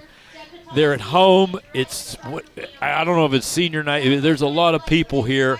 They've got an absolute lot of. I mean, they crushed Union at Union last week. What else has to be said? I've never really been, as you know, an advocate of comparing scores. But when you score 45 a game, you got to be doing something right. And Southside is. Yeah, Union. If they're not the number 1 seed, I'm going to cry. I'm going to break down and cry. You talk about comparisons. How about this? Union, they beat 49-15. Union beat Rochester 46-28. And there's always different issues about injuries and who played and who didn't play. But when you're able to throw up the kind of numbers that they're throwing up, you mentioned earlier, 45 points a game. Their defense is only giving up about 8 points a game. And some of those points, a considerable number of them, are in throwaway time toward the end. That's the whole point. I know Fort Cherry's highly regarded in Class A. I understand the winner of Jeanette and Clairton tonight will be a high seed in Class A. But you got to believe. Well, whatever. We'll find it comes out. It comes out at noon tomorrow. It comes out 15 hours from now or whatever. So it's not like the old Monday night holiday in Green Tree shots for coaches. But coaches used to hate that. Just think of your coach in Newcastle and you got to go to practice, then drive to Pittsburgh and get your playoff seating and exchange your 2 VHS tapes as they used to do back then, and then turn around and drive back to Newcastle or Connellsville or someplace like that, or Coach Cherpak at TJ. Mm-hmm. It's not easy. So things have changed for the better in that sense with technology. I'm not a real big tech guy, but that's something that really helps things out. So these teams will begin to scheme and plot, but I just can't believe that Southside's not the number 1 seed in A. I can't believe it. Yeah, the Trib has them ranked number 4 in the entire state. The Post-Gazette has them at number 5. Oh, yeah, no question about it. And again, the Pittsburgh Post-Gazette continues to call them Southside Beaver. That's where they were in the 60s. But when the public address announcer says, "Welcome to Southside High School," it's that simple. The school says it on the side of the building, "Welcome to Southside," yet they're still known in some places as Southside Beaver. It's amazing. So looking at a bit of the playoffs, we're going to find out tomorrow at noon how all the pairings are going to come out. But there are some games that are being played now that are going to play a role in all of this as well. Oh, no question about it. But that's the whole idea, is sit back and see what happens. Real quick, let's take a look at the Fry Transportation Update Desk and see where we are. Yeah, it looks like Char Valley's pulled ahead of Ambridge 21-10. I think Newcastle still leads Blackhawk 7-3. Aliquippa was leading Central Valley 7-3. I believe that was a halftime score. A low-scoring game that again, it involves Rachi. We'll go over that later, but Shenango apparently leads Laurel 3-0, and then we also realize, I believe that Mohawk, or I should say, now it looks like Laurel is up. We'll look at that, Laurel Shenango. That's the bottom line. Also, Mohawk and Neshannock were apparently tied at 7, and again, that's a big deal. That's for the MAC championship, and that will certainly affect Double-A seeding as well. Those are the scores that we have, and again, the score of this football game at the half, it is Southside 27, Rochester 0 on Beaver County Radio. Let's go down to the field and our own Mike Azadian with Coach Matsuk of the Rochester Rams. Hey, guys, first of all, as always, everybody wants to know how Bruce Fry's doing. A guy named Gary Matsuk said, say hi to Bruce Fry. Doesn't matter about Mike Azadian and Mr. Mangino, Coach. I know it's a tough first half for you guys. What were you guys talking about in the locker room? Well, you know what, 0-0. We got to come out and start working on some of our stuff, just to get it better, whether it's our passing game or whatever it may be. And, just stay with what you're doing. Keep working your fundamentals. Keep doing the things you're supposed to do to get you better, to get a little momentum going into the playoffs. You guys had some chances to stop them on fourth down a couple of different times. It didn't happen. The defense stepped up on some plays, but not every play. No doubt. I mean, we broke down a couple times. We had a great drive on offense, took it all the way down, and missed a field goal. And, our defense broke down a little bit. I mean, they had 2 fourth downs, like you said, and you got to make those stops on fourth down. And we didn't do that, and that's a tribute to the Southside. They're a veteran team, and they do a good job in what they do. So let's come out the second half and play some football and get better. And I see what you were doing. You want to get points on the board. You're looking for next week. You want to give your field goal chance a guy in a game. But then right after that, they run that big play, and all of a sudden, a big momentum changer, and you can just kind of feel the sideline let down. Yeah, you missed a field goal, no big deal. So you're down on the 15-yard line. You hold them there. Right. All right, and you get the ball back, and the field position changes, and we're back to work. But then you give them a big play, the field position changed, then the momentum started to go their way. Coach, as always, thank you very much. All right, you're welcome. Good luck. All right, guys, back up to you. Hey, this Southside team, the more I stand down here, we've been down here all year long, except for, a game I missed. But this Southside team is special. And I agree. They're probably going to be the number 1 seed, more than likely. But from all standpoints of this game, defense, offense, special teams, they are very, very good. And Rochester's a good team, but as I said before, this could be a very special team. Thank you very much, Mike. Bruce, if they are not the number 1 seed, who do you think ends up being number 1? Well, we've just reviewed that. The winner of Jeanette and Clareton will be highly thought of. Obviously, Fort Cherry will be highly thought of because they will be a conference champ. That's the way I would see it. Okay. I would think that Southside would be 1 and Fort Cherry would be 2, unless Clareton really annihilates Jeanette tonight. It looks as though the way you tell me what you think about the interpretation of Coach Matsuk and the way he delivered. He wants to get out of this game healthy. Wants to see his guys play well, execute well, handle the fundamentals well, but it's not about the win or the loss tonight. It's really about setting yourself up for next week in the playoffs. Yeah, that's for sure. And again, he is assured a playoff berth. The situation is if Laurel wins, Rachi's 4. If Laurel wins over Shenango, Rachi's 3. If Shenango wins over Laurel, Rachi's 4.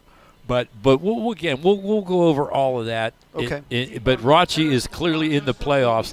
That's what we want to emphasize. It also turns out that Aliquippa has extended its lead over Central Valley to 13-3 here on the Fry Transportation Instant Update Desk. And we're getting ready for the second half kickoff. Southside is going from left to right. They will be kicking off. Mateja Pavlovich will be responsible for that duty, and deep for Rochester is Patrick Babel and Desmond Ledford. And again, this young man kicks kickoffs as deep as we've seen all year on Beaver County Radio. From the 40 down to the 10, and it looks as though Babel has it and then hit hard at the 25. He was high, but he hit him right in the shoulder, took him right out, right around the 26-yard line. Yeah, we've talked about that on numerous occasions tonight, how aggressively Southside covers on special teams, and that was no exception. Southside, it would be fun to look that up and talk to their people to see what Southside is yielding on average on kickoff returns. I would say not too much. They've not been giving up too much tonight. Jaden Norman is at quarterback, just coming in from the sideline, speaking with Coach Matsuk and delivering the play to his teammates. Yes, and obviously this is a big series for Rochester. You've had all half to script your plays for this third period opening drive, and now you want to do something with it. Takes a snap, looking over to the right-hand side, and nearly picked off and then grabbed. What a great catch by number 20, Nate Bills, the 6'2 junior, 175, right. Split out we'll wide. We'll watch the replay. That. Yeah, we did see on replay. That pass hangs in the air a little time. You know, that's a measure of a quarterback's arm strength, is how well he can deliver to the sideline. And Norman did well enough with that to get the ball there. Almashi was, if Almashi tips the ball and comes up with an interception for a touchdown, then it would really be a tough night for Rochi. But, again, that does not happen. But great concentration in order to bring that ball in after it was tipped that way. All right, so now Babel's in shotgun now. Takes a snap up the middle, nowhere to go, and gets to the 30-yard line. Patrick, and a flag is on the play. The referee throwing the flag up hard and high, as high as he could on that one. And Babel is gingerly walking around out there. He's not real happy. I would think it's a penalty or foul against Southside, and there it is. Yep. Personal foul against the defense, unnecessary roughness. Yeah. And what the referee just gave a sign to the bench, like, what's the penalty for? And he gave the sign, for those of you who are watching on Facebook, of like picking somebody up and then dropping them down. And then Travel Piece, he's doing the same thing. He said, that's not what he did. He just grabbed him and took him to the ground like he's supposed to, just the way we coach him.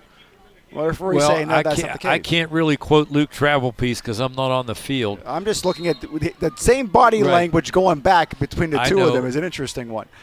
All right, so now 1st and 10, Rochester is set up just outside their own 45-yard line. Everybody in tight, T formation. Norman under center, handoff up the middle to Amari Curry, and he gets nothing. Stop at the line of scrimmage. Line collapsed down on him quick. Yeah, generally Rochester's been able to open that hole for Curry, but this time it seals off. Southside seals it off.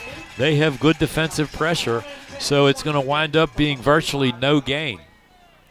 Ball on the near side of the hash marks. They have shown a propensity to want to run wide, but then again, at the same time, they love running over the right-hand side, at least so far this evening. We'll see what they ultimately do. Dom Guido wide to the right. He's on the near side. Babel's in shotgun, takes a snap, running all the way, and great penetration by Southside. They just stopped him in the backfield. Right. Well, again, this is the first series of the third quarter. Southside had the whole first half and then at halftime to make defensive adjustments. So they realized that they realized that if Rochi's going to go directly to Babel, he's going to wind up running it. He's thrown. I'm trying to think now that I think of it. There's only a couple plays to go. Who threw that pass, Babel or Norman? I mean, they're. That was a Norman pass. Okay, because he's not going to throw that much is what it boils down to. Snap, back to pass. Norman looking, finding a man, unable to complete it. He was looking for Babel, trying to connect it with Patrick Babel, but incomplete. There was an opening. Rochi actually sent 3 receivers wide. You can just see that right now how it bounces off a little bit behind Patrick. But here, let's take one more shot at it. The pass will be thrown from left to right. Here's Norman. He drops back. He's rushed. He throws the ball over the middle, and right here it's a little bit short. Babel can't get his arms underneath in time to make the reception. Setting up a 4th down, 4th and 10 at their own 45-yard line. So punt formation. Ball back, high snap, and he gets it away, but a very, very short punt. Takes a Rochester bounce over the 40, over the 35, and resting at the south side 33. That was close to being blocked as well. Yeah, Navarro just missed it. And it winds up, as we can see on replay, taking a Rochester bounce. But still, Rochi has to show that it can stop Southside. Officials are having a bit of a conversation right around the 33. The referee and the umpire seem to square things away. Now, Southside coming to the line of scrimmage. One wide receiver to the left. Tight end is to the right. Wing backs, one in motion. Now Amashi in motion, looking for somebody. Throws it, nearly intercepted by Guido. Amashi thought that his running back Corfield was going to go up the field. He decided to sit in the flat, and it was almost picked off by Dom Guido, by Rochester. And if he would have caught it, it would have been a pick 6. Setting up now a 2nd and 10.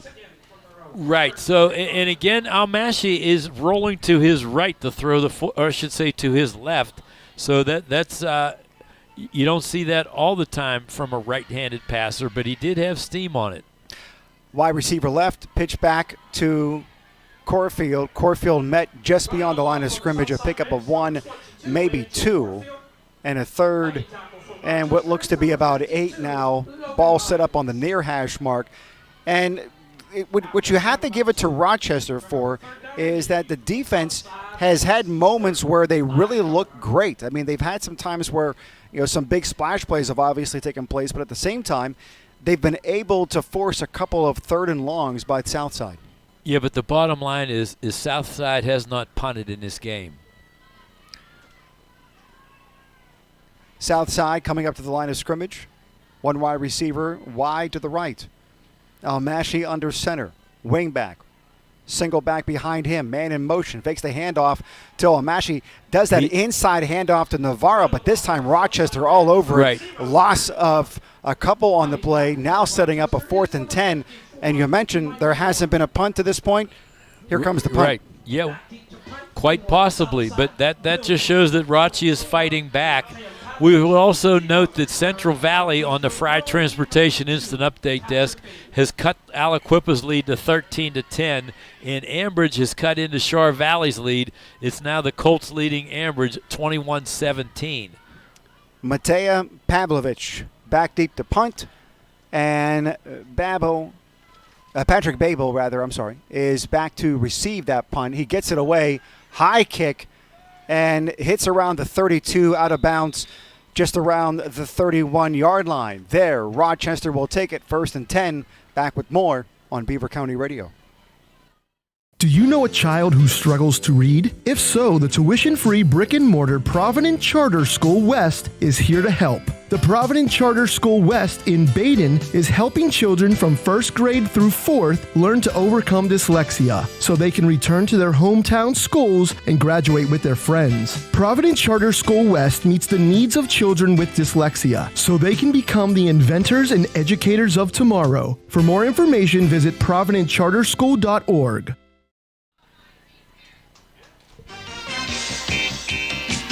Rochester out of the huddle. 1st and 10 from the 30, near hash mark. Pitch out from Babel to Guido. Guido breaks a couple of tackles, gets out near the 40-yard line, really close to first down yardage with that toss to the left-hand side. Yes, and again, Rachi's running some good plays. They have the ability to gain yardage, but what they have to do is, and again, Coach Maxwell talked to Mike Azadian at halftime about his drive, the one that wound up in a missed field goal. It's just that Rachi has to string more longer drives consistently. You also heard Coach Travelpiece tell Mike Azadian that it's harder in high school football to string these long drives the length of the field. So Rachi can put some plays on the board. They just have to put a bunch together. 2nd and 1. Just shy of the 40. They have to get to the 40 to get that first down. T formation, handoff to Guido over the left side. He gets that first down up over the 45-yard line. 1st and 10 from about the 46 now of Rochester. Yeah. Guido lowers his shoulders and continues to plow forward. He manages to fall forward quite a bit of the time also. And Rachi certainly likes to use a lot of running backs, but they're going to miss this guy a year from now. They sure will. Jaden Norman coming back from the sideline, has the play, tells his teammates they're coming up to the field, up to the line of scrimmage. Everybody's in tight one more time. T formation. Takes the snap, hands off to Guido over that left side one more time and gets out near the 50-yard line. Nice game by Dom Guido. Yeah, we've talked about it all year long on our coverage of high school football is that if you get 5 on first down, you've won the battle of first down. And you'd say 4.5, pushing 5 yards, but the nose of the pigskins right at the 50. Rachi's trying to get something going here on their second drive of the third period. Guido averaging about 6.7 yards a carry, and he is doing a great job tonight carrying the ball for Rochester. T formation one more time. Handoff straight up the middle to Curry. Curry breaks a couple of tackles, drags a couple of players with him all the way down to the 30. Would you call those piggyback yards? Yeah, the last 6 were. I was thinking of that exact phrase that you mentioned, and we can see that on replay. There are clearly, there are black shirts on his shoulder. Those last 6 from the 35 to where he wound up at about the 30, those were PBY, piggyback yards. Great drive here by Rochester. holding Southside to a 3-and-out and a punt, and now their second drive of the half, getting some traction. T formation one more time. Up over the right-hand side this time. This was number 24, Jason Clinton, is able to pick up a few yards on the play. It looks as though it's going to set up a second and 7. Yeah, that was Clinton Jr.'s first carry of the night. He's generally a wing back, but he handles it there. Right now they are going with the 3 running backs. They've got Curry and Guido and Clinton Jr. out there. So that's what they'll try to operate. But it still is a reasonably successful 3+ yard pickup on first down. T formation one more time for Rochester. Everybody else is in tight ends on both sides. Fakes the handoff to Guido on the right outside, running up the middle instead. Great yardage. Still nobody taken down, and that was Amari Curry with that dive. That was more piggyback yards. Look, you can see our replay. He is carrying black. I'll say that was 6 piggyback yards.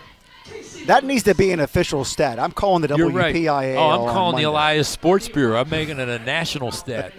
I'll get royalties from everywhere. But yes, it winds up being a first down. So we talked about this before in our keys to the second half. Rachi wants to win some of these little battles to gain momentum into the playoffs. Norman under center. Hand off to Curry once again, picking up real nice yardage, able to get inside red zone territory close to the 15-yard line, a pickup of 5. Yes, and the thing we've noticed is we've talked earlier about how Rachi likes running to the left, which they've done, but they've come back to the right a little bit too. So it's an interesting sequence for Rachi, and they are trying to regain some possession time, if you will. And they're trying to hang on to the football and, again, show that they can move on south side. Jaden Norman under center, 2 running backs in the backfield, Guido and Curry. Toss out to Guido on the outside, looking for some help. Gets it, picks up more than 5 yards, looks like 6 yards. And Bruce, another first down. It seems that way. We'll wait for the official to officially measure that. I don't see the chain gang in action yet. Now I do. And actually now the Sticks guys can file for unemployment because it's first and goal. They can just stand there idly, and it's only the down guy who follows the progress. First and goal, Rochester. Can they get it in the end zone this time around? If you just joined us, Rachi is in the white if you're watching on Facebook. And a toss out to the outside, trying to pick up a yard or 2, and they do, but maybe just that, a yard. Yeah. Maybe 2 yards on that play and a toss out to the left side. Let's tell our listeners and viewers, if they just joined us, Rochester got this deep on south side in the first half, but Southside stood tall and forced a missed field goal. So Southside showed an ability to play with a lot of tenacity when they're pressed to their own goal line. T formation, Norman under center, hands off to Guido over left-hand side once again, picking up strong yardage, carrying tacklers, not wanting to go down. But it also seemed like, here, let's look at the replay. It looks like he's going to get driven back. That's one time he's knocked backwards. That drive back was by Andrew Corfield. I guess he was tired of him falling forward. He decided he wanted to push him back. But a great testimony about Lucas Pierce and Logan Lyons on that left side. They've been running over that left side a lot on this drive. No question. We'll see how that plays out. But still for Rachi, they really want to put the ball on the scoreboard for a lot of reasons. Third and goal from the 4. T formation. Everybody in tight one more time. And there is a stoppage. Yeah, timeout, Rochester. They're taking a timeout. We'll take one with them. We'll come back. It's Southside over Rochester, 27-0 here in the third quarter. We're back with more in a moment on Beaver County Radio. The local McDonald's restaurants are proud to be partners with Beaver County Radio in sponsoring Beaver County high school football games all season long. Stop in to any of the local McDonald's restaurants for everyday value items like 2 for $3 mix and match, sausage burritos, sausage McMuffin, and hash browns. Don't forget to download the app for extra special savings. Looking for a great part-time job? Text McHire.com today to apply. Good luck to all the Beaver County football teams this season from your local McDonald's restaurants. I'm loving it.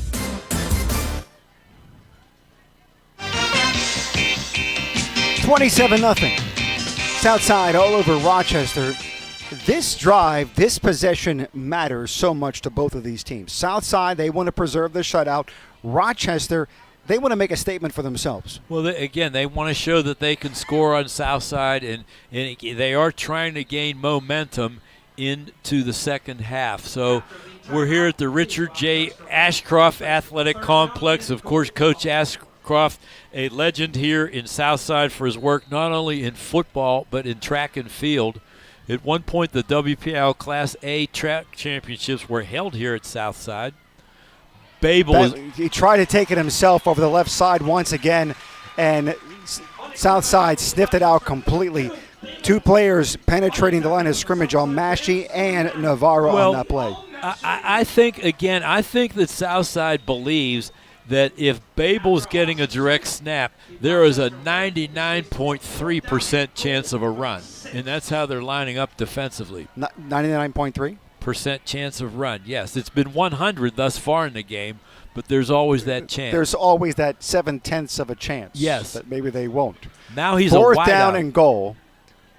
Norman in the backfield. Toss out to Guido looking for some help. Can he get it? It looks as though he's not going to make the end zone. Tackled at the 1 by Southside. Southside able to preserve the shutout, getting it at their own 1-yard line and denying Rochester after a really successful drive. Points once again. Mike Azadian on the sideline.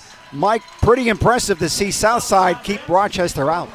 Yeah, you know what? Rochester just kept going left on the short side of the field. Kind of surprising. And this time they go up the middle. Rochester with an impressive drive, though, but boy, they needed to cap that off with a TD. Let's see if they can play some defense here and get the ball back and try to get back in this game. All right, Southside now at their own 1-yard line. Almashi under center. And somebody jumped, and it looks as though the officials on the near side are saying offsides Rochester. I thought the left side of Southside moved, but we'll let the officials sort it out. It could be precarious for Southside, and it is a false start on Southside. Okay. But the reality of it is that it's a 1/2 yard penalty. I mean, the ball was 2 feet away from the goal line. Now it's 1 foot away from the goal line. So Southside, you also heard Coach Travel Peace in his pregame interview talk about how important it is for his team to protect the football. Well, this is where you really want to protect the football. Brody Almashi bringing everybody out. He's under center.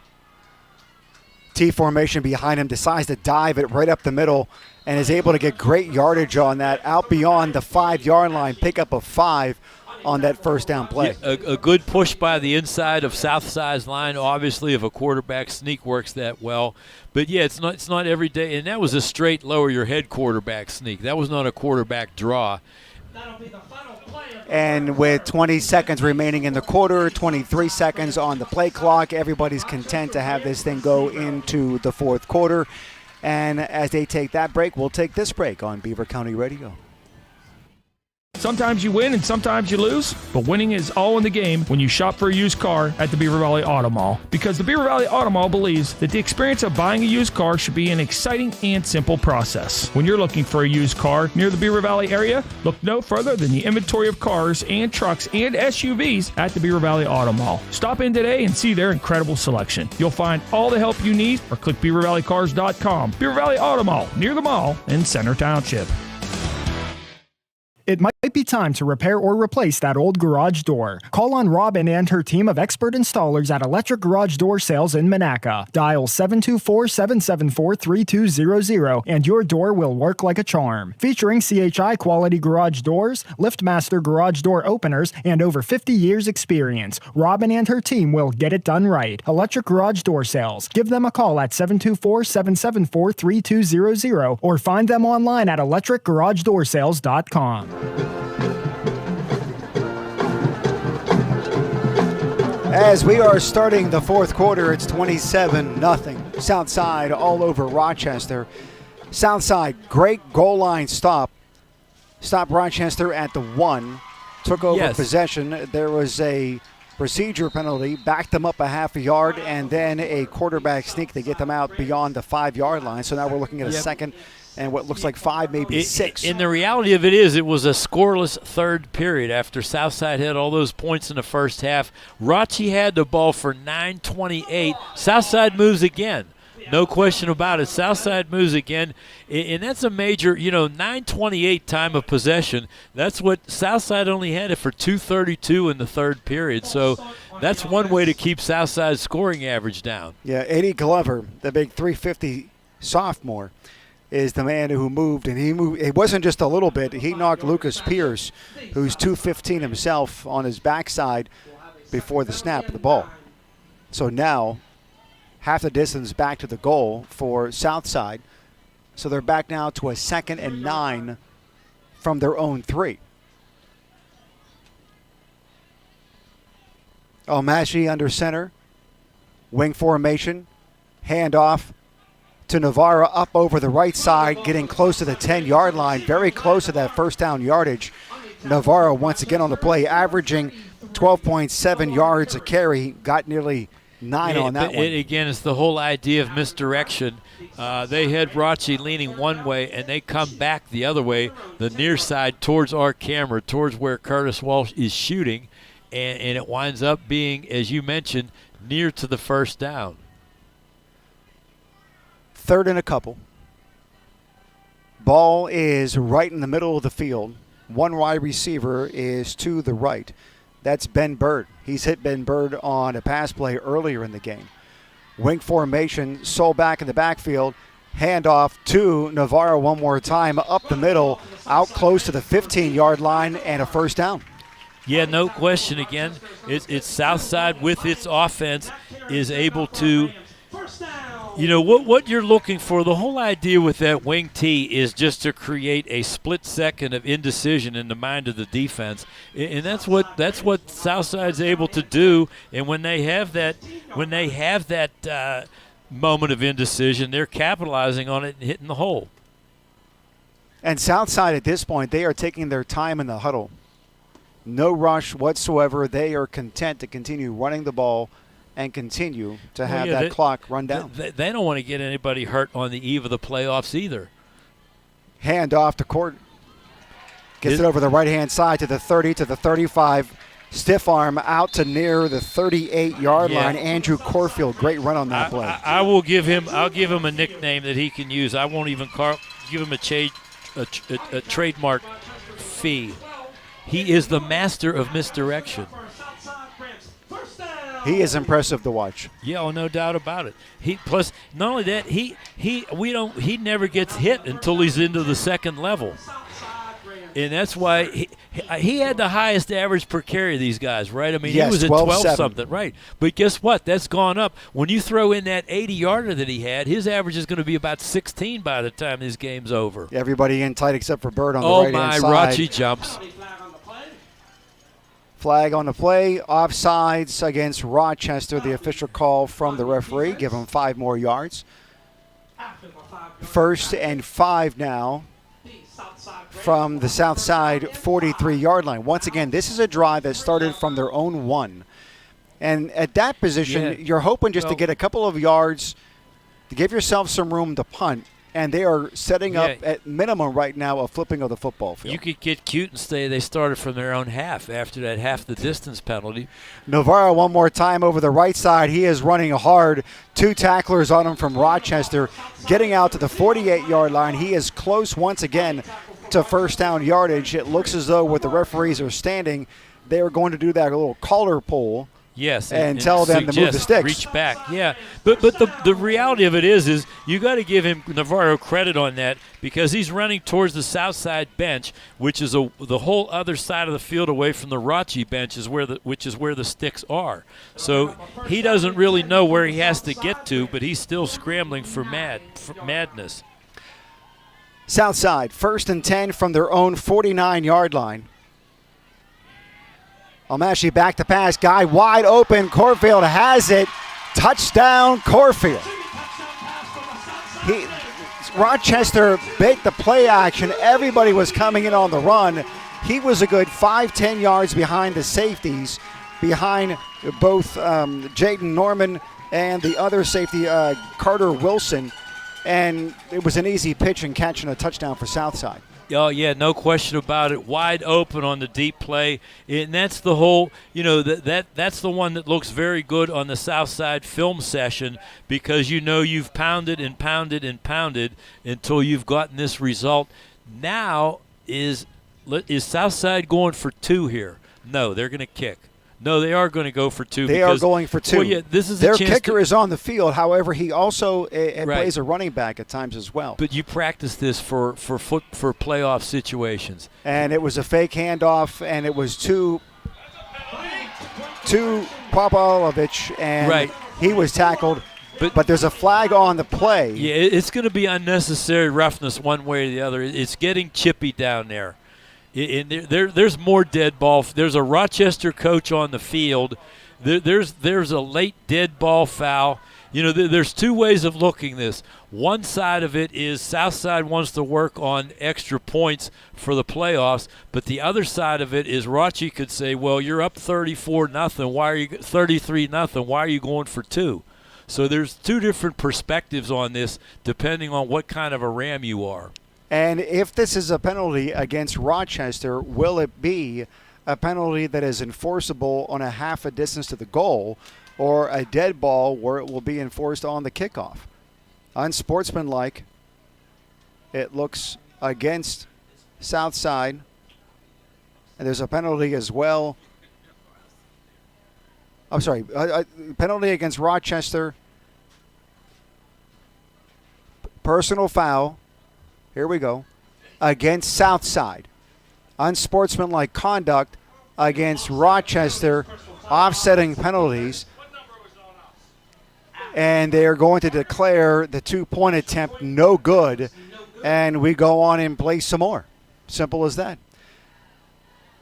Coach Travelpiece wants an explanation from the referee. And while he gets that, we'll take a timeout. Back with more. Southside, 33-0. Over Rochester on Beaver County Radio.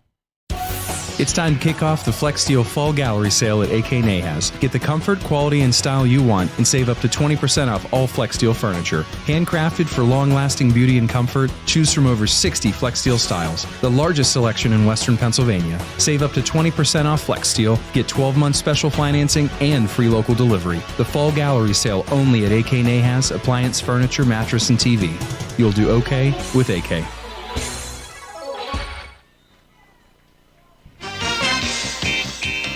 Let's check in with Mike Azadian on the sideline. Mike, interesting penalty called there on the extra point attempt. Yeah, you guys mentioned a little bit of chippiness. This Rochester team, a lot of fight left in them, and, they don't want to lose like this, but that's what it is, just a little bit of chippiness. They're not happy that they're losing, and the kids are still fighting tough, so sometime you're going to get penalties. Quickly, my 2 cents right now on CCBC players of the game, just my 2 cents, Corfield for Southside, Guido for Rochester, but we still got 9 minutes. All right, let's see how this ultimately shakes out. Those are good options right there. CCBC player of the game coming up, and that announcement will be made a little bit later in the postgame show, the Electric Garage Doors postgame show, and then coming up after that, the Falcone's Moon Township Ford wrap-up show.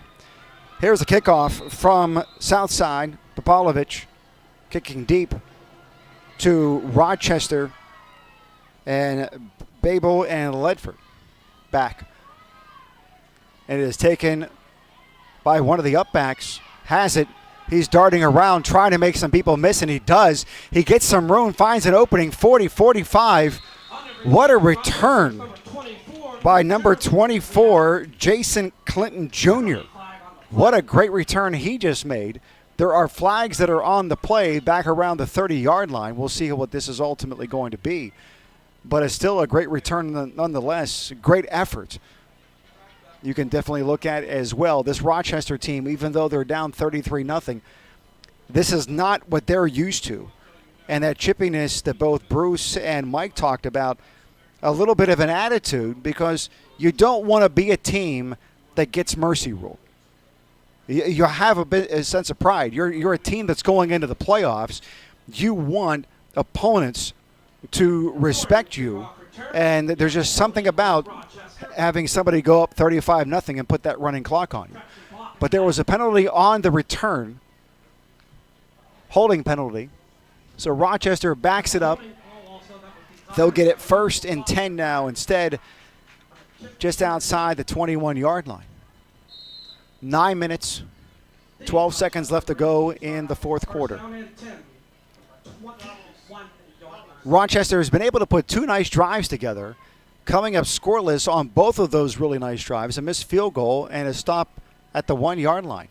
Curry has the ball, trying to find some place to go, not much, is able to get a yard on the play and nothing more. Southside taking great pride in their defense, and let me go over this here.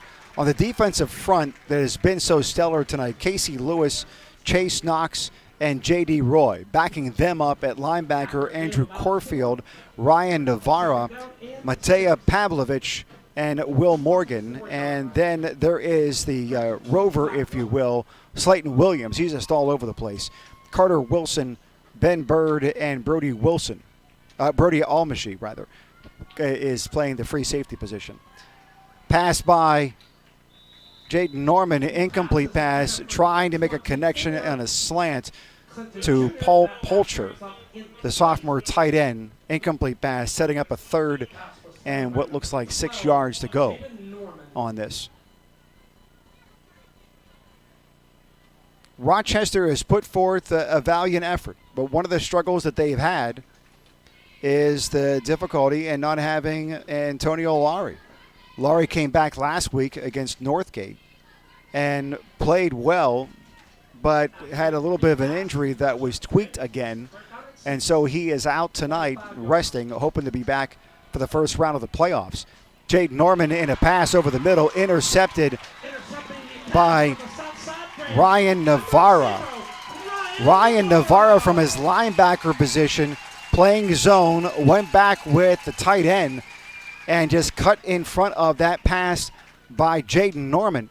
And now sets up a 1st and 10 for Southside inside, right around the 50-yard line. Let's put it that way. We'll call it the 48-yard line. Mike, great interception on that play. Hello? Can you hear me? Yeah, he was in perfect position. You know, Rochester's trying to get a score, as you cried, on the line, no doubt. And just not a great throw, but he was in great position. And now they're just going to kill clock here, run the ball, and, hope that nobody gets injured. That's the big thing here now. I think they're going to switch QBs. It does look as though they have switched quarterbacks, and they've switched running backs too. Matea Pavlovich is playing the fullback now in place of Ryan Navarra. And Brody Amishi, his day may be over. William Morgan, he's a sophomore, quarterback and cornerback. And so far this season, he has averaged 2 yards a catch, actually, when he's gotten into the game, and got a couple of touchdowns under his belt as well. 2nd and a little bit better than 10, loss of about a half yard on that play. But the most important thing at this point is a clock that should be running but is not. There's an injury on the field. Rochester has an injured player on the far end of the field, far away from the play, as they were looking at getting off of the field. And fortunately, though, he is sitting up now, and as trainers tend to him, we'll take a timeout. We'll come back with more. 33-0. Rochester trailing Southside on Beaver County Radio. Looking for home services? Call Patriot Home Care in Beaver Falls. Their staff provides company, conversation, and companionship to all patients, ensuring medications are taken on time, participating in fun community activities, personal care, meal prep, and light household work are all services provided by Patriot Home Care, all thanks to the hardworking and selfless team members. Call Patriot Home Care at 724-506-8911 or stop in Patriot Home Care, 1225 7th Avenue, Beaver Falls. Spotlight your future this fall at Community College of Beaver County. By attending our admissions showcases, you'll explore campus, talk one-on-one with professors, discover career and transfer-ready programs, and even enroll on the spot. Join us October 7th from 9 a.m. to 2 p.m. at the Aviation Sciences Center in Chippewa to learn more about piloting, air traffic control, aerospace management, and the Aviation High School Academy. RSVP now at ccbc.edu/showcases. Handoff up the middle for Southside. It goes nowhere. Rochester defense penetrating great through the line. And that tackle by Mike Norman. The injured player for Rochester just moments ago, Logan Lyons, number 52, the 5'9", 175-pound junior. He was able to get up after sitting there for a little while under his own power. Got a tap of the helmet by his head coach, Gene Matsuk, and then off to the sideline he went.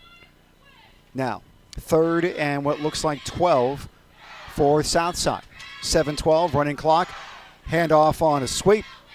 And that goes to their wingback, Curtis Roy, 5'11", 150-pound sophomore, getting that. So you have a bit of a change out in the offensive skill players.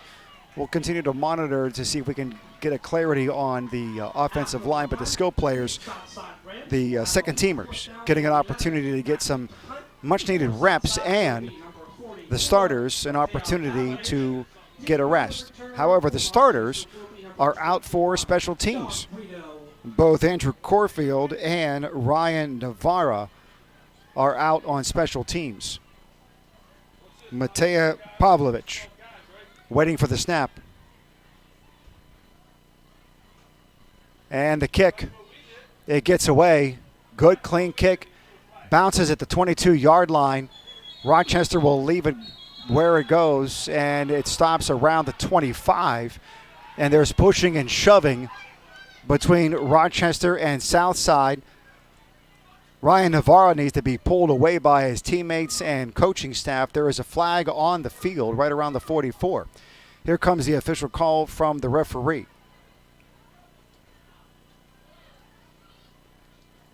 He seems to be pointing and talking to someone. Can't really tell who it is. Here it is, personal foul against Rochester. Personal foul, Rochester. And it's now first down, Rochester, after that personal foul penalty. They will back them up 15 yards. How about if we pause for 30 seconds, come back here in Hookstown on Beaver County Radio. Hey, Beaver County high school football season is here. Players, protect that beautiful smile with a visit to your hometown dentist, Dr. Peter Montini and his team at St. Barnabas Dental. While tackling tooth decay is number one in the game plan, Dr. Montini offers a wide array of services, including custom-fitted athletic mouth guards, clear aligner orthodontics, virtually painless injections, and same-day crowns. Call or text 724-495-3350 to schedule your appointment today. St. Barnabas Dental in Beaver, creating beautiful smiles for life. First and 10, Rochester with the ball inside their own 15-yard line. Ball set up at the 12, near hash mark. Everybody in tight T formation. Handoff over the right side. Got the corner, looking for that edge. Has it. First down yardage on that play. Great run by number 24, Jason Clinton Jr. Nice pickup there by Rochester to get the first down.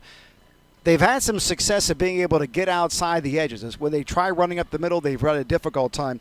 Both right and left at varying times tonight have been beneficial for them. Lucas Pierce, Logan Lyons, Nehemiah Haskins, Mike Norman, and Parker Monroe manning up that front line. However, Logan Lyons will have to check and make sure that he is out there. Remember, he was the player that was injured. and the last drive for Southside. His injury was well away from the play. In fact, it looked as though he was trying to come off the field and just dropped right there on the field. And then after a couple of minutes was able to get up and walk off on his own power. Rochester now under center. Backup quarterback, handoff. It's not going anywhere. Number 9, Braden Siggett. He's a freshman, 5'8", 130, giving him an opportunity. We saw him play last week against Northgate as they just rolled all over Northgate, giving him an opportunity to be able to get some quality reps in, and he's getting some time in this evening too. 5:27 to go in the fourth quarter. 2nd and 12, far hash mark for Rochester. Southside is set up in a single deep safety, and they've run their number 2s a lot coming out for Southside on defense now. Handoff over the left side, pickup of a couple of yards. That run by number 23, Thomas Henry. He's a 5'8 sophomore coming in at 170, plays running back on offense, linebacker on defense, and 4:50 to go. Mike Azadian on the sideline. No surprise that we're seeing so many number 2s for different reasons for both teams. Yeah, you're right. After that little skirmish, it's best to get your guys out. I'm kind of surprised Southside still had some of their starters out on defense. When you are coming into this game as healthy as you've ever been, as Coach Travelpeace told me before the game, you don't want injuries to your stars in the fourth quarter of a game that you have in hand. I mean, it's hard to pull those guys, but it's the best thing. In a 33-0 game. Yes, it's time, and just let the game play out. And that's the main thing, is you don't want injuries, especially when you likely will be the number 1 seed. You've beat everybody. The target will be on your back. You don't want to go in the playoffs with guys hurt. Rochester just running the ball over the left side, setting up a 4th and 2. And we are waiting to see what they're going to do. It looks as though they may very well go for it here. They are not set up in punt formation. They're set up in a T formation. Everybody in tight, hand off to the fullback up the middle, picks up a couple of yards, looks as though it's first down yardage. Rochester getting that first down, 1st and 10 now, set up from their own 24-yard line. Clock continues to run, 3 minutes and 39 seconds left to go in the game. The 2s are in, the 1s are sitting out, and not only the issue of injuries, an issue of wanting to be able to get your 2s opportunities to get some playing time in, especially those that will be around for next season as well. You want to have that opportunity. But then the personal foul penalties that were taking place, you want to deal with that too. Great run over the right side.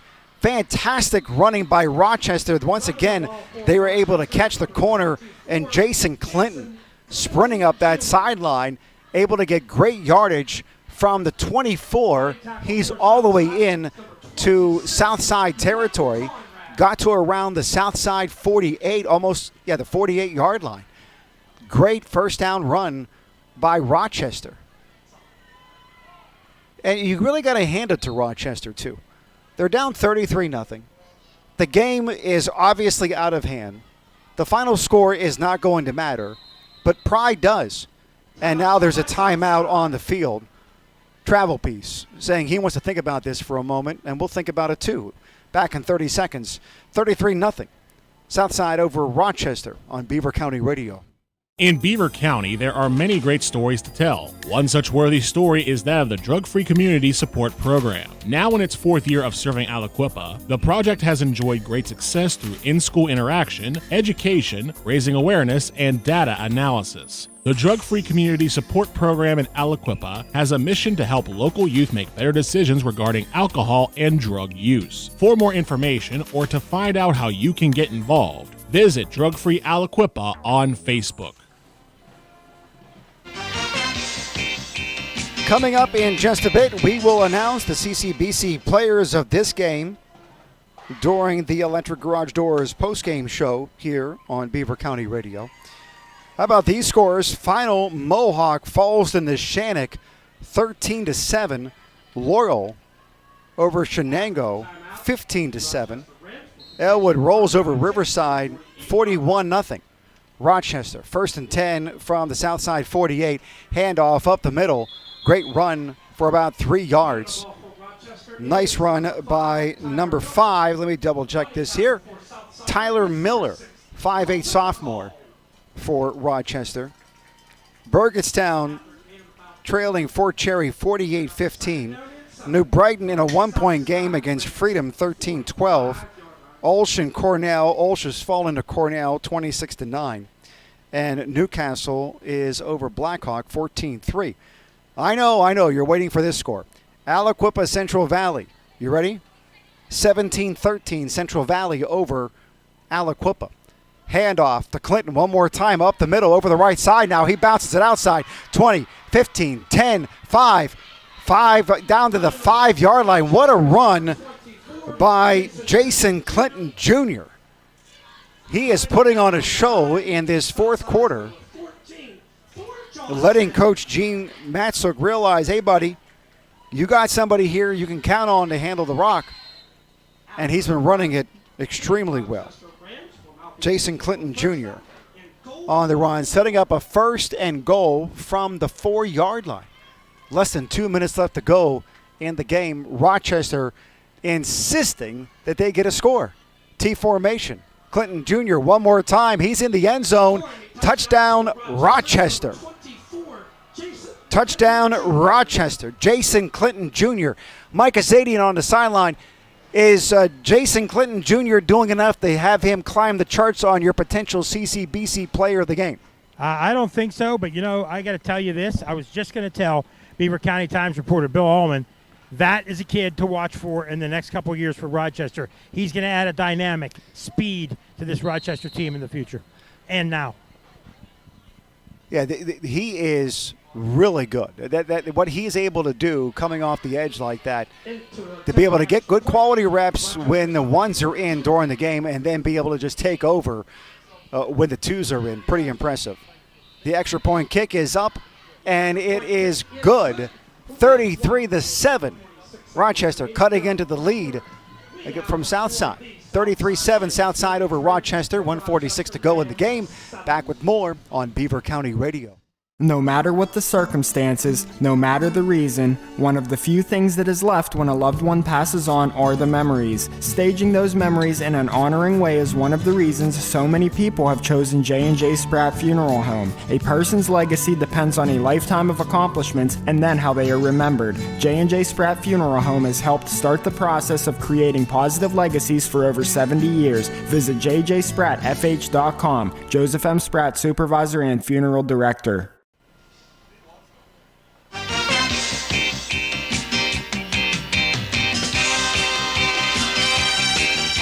1:46 to go. 33-7. Southside all over Rochester. Rochester wanting to show that there's some gas in the tank. They still have something to prove. They want to be able to have success, and they just did on that drive. Kickoff now by their kicker. This one is being done by Felipe Gomez Castillo. Will be kicking off.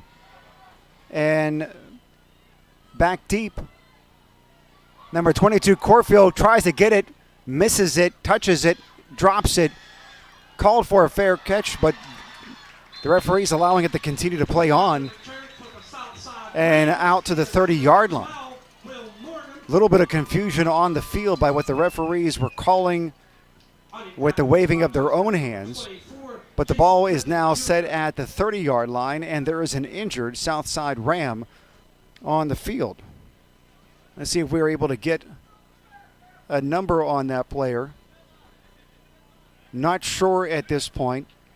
As they tend to him, let's go ahead and take a little bit of a break. We'll come back, give you an update on him and to finish up this game. 1:36 to go in the game here. Southside Rochester on Beaver County Radio. In order to call the right play, you have to be able to communicate. Dental hygiene not only affects appearance and eating habits, it can also have an impact on your ability to speak clearly.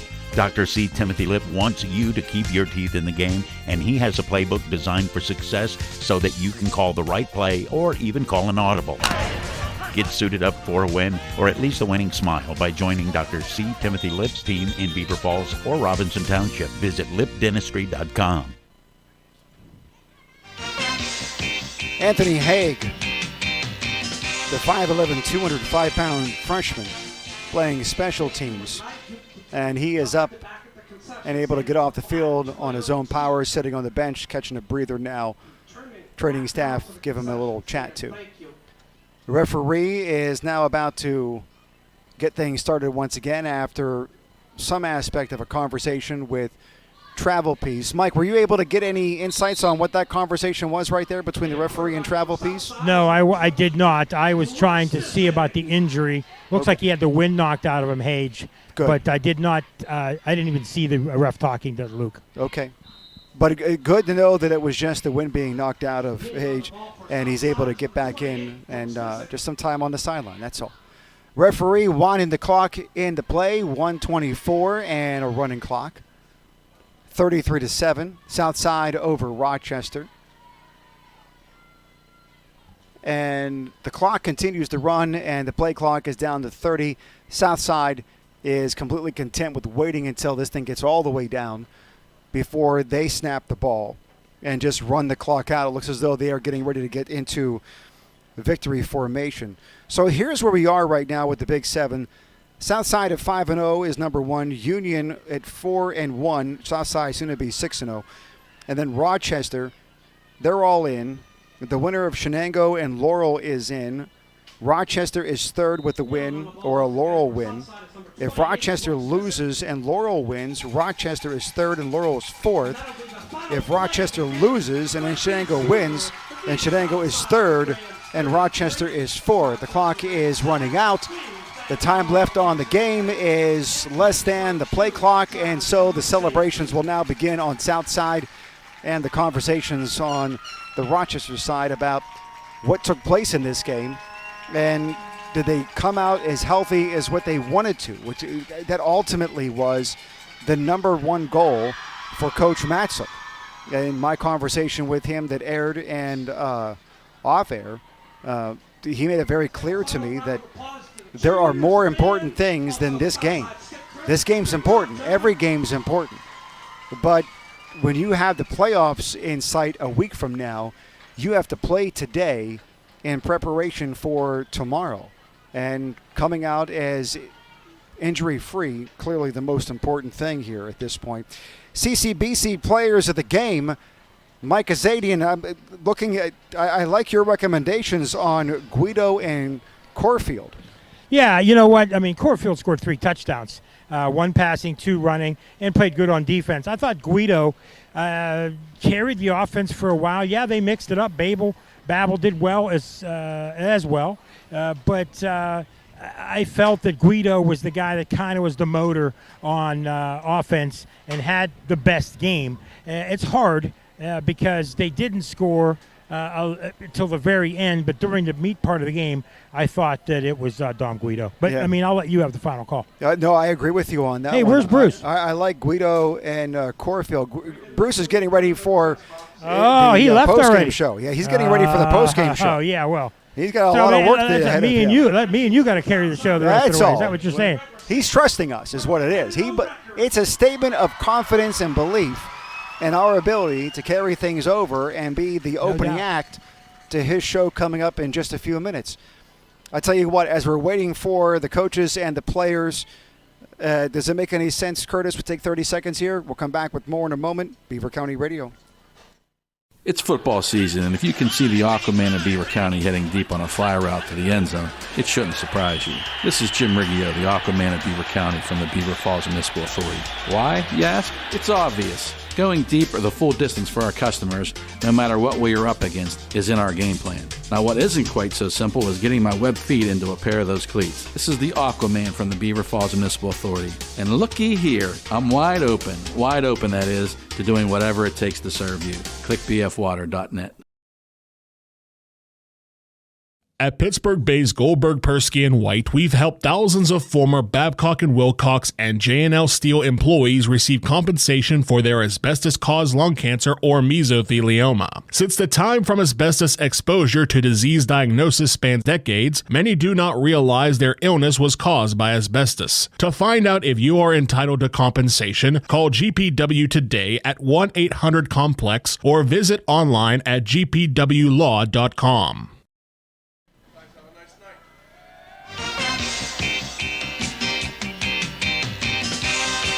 The Electric Garage Doors postgame show is on from the AK Nahas Furniture and Appliance broadcast booth. We are about to officially interview the CCBC players of the game. And once again, for Southside, it's Andrew Corfield, 3 touchdowns, 2 on the ground, 1 receiving. And for Rochester, it's Dom Guido, the 6-foot senior, coming into the game, averaging over 6.5 yards a carry, and had a valiant effort in Rochester's loss to Southside, 33-7. We are waiting for the opportunity to be able to have those interviews. I think we're going to be able to get the interview with Southside first, and Mr. Corfield, I think they just wrapped up the coach's conversation with the players. Well, no, actually, they're going to go ahead and take a knee. They were celebrating. Do I understand this right, Mike? What they were doing was celebrating their perfect season, and last week it was the winning of the Big Seven. Now it's the perfect season. Yes, I agree. He's got him, and he's going to talk to him briefly. He asked if he could talk to his team first. We give the respect to the coaches. I have a feeling we might get the Rochester kid first, but we'll see. That's why we work as a team down here.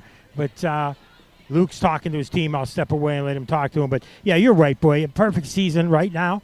As Bruce and you mentioned, this team scores a lot of points. This team has a great defense. This team is on special teams.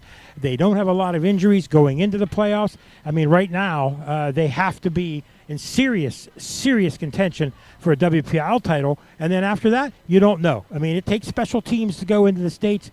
But, we're getting ahead of ourselves a little bit. But this is a really, really good team, Robert. I mean, we've seen a lot of teams so far this year. Mm-hmm. We've seen Rochester. They're not a bad team. But this Southside team, they're very, very good. And I have a really strong feeling we're going to see them a few more times before this season's over. I think you're right about that. Luke Travelbe's the head coach. He's been here now for 8 seasons. Last week, he was named the Steelers Coach of the Week because of the big victory against Union that won the WPIAL championship last year, made it all the way to states, and beat them in convincing fashion last week, 49-15. And then in talking to Coach Travelbe's, he has a lot of respect for Rochester, recognizing the injury to Antonio Lari and how that could have easily been the difference maker in a loss that they had 18-6 at Chenango, 18-15 when they played Clareton at home, and would the game have been different in their 46-28 loss at Union. So Rochester, clearly a really good team in their own right, but as Coach Matzuk told Mike Azadian before the game and even alluded to it at halftime, the injuries, just too much to be able to get beyond. I mean, you have this next man up mentality, and I get that. But when you're playing at this level in 1A football, your skilled players, it's awfully difficult to replace that level of skill with the next kid who may be a year, 2, maybe even 3 years younger. You go from a senior to a freshman instead. It's awfully difficult to do that. All right, let's go to our first CCBC Player of the Game interview.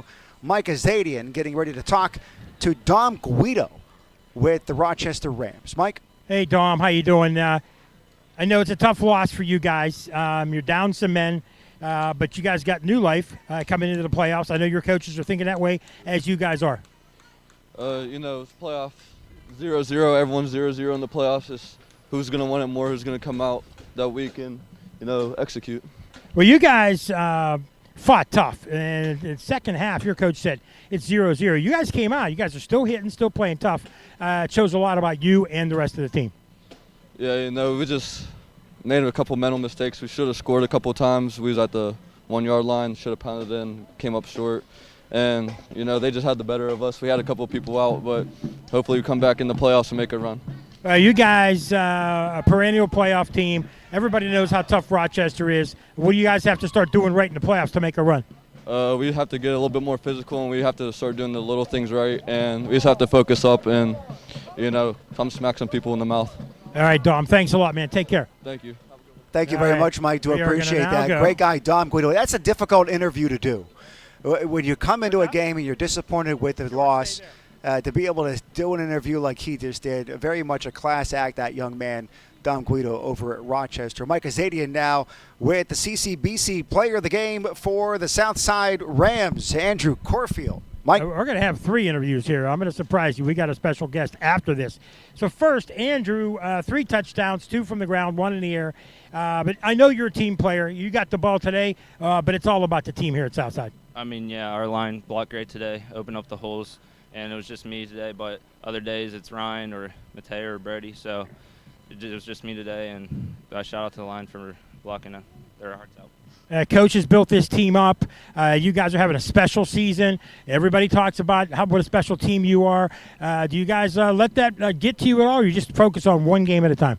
No, we just focus on us 1 week at a time. So we'll enjoy this one, but come Monday we'll come out focused and getting ready for the playoffs. Speaking of focus, you got a good group of seniors, some other kids, juniors and sophomores playing. How focused are you guys and you as a leader, especially in the running back field? I mean, we realize how special of an opportunity we have, so we're focused. We're focused on us and doing our jobs, and all else will take place if we can just do our job.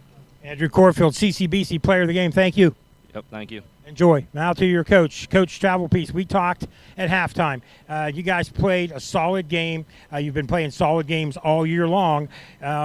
First question I'm going to ask you is, a lot of people were saying you're the team to beat. A lot of people were saying you're going to be the number 1 seed. How do you guys handle having the target on your back?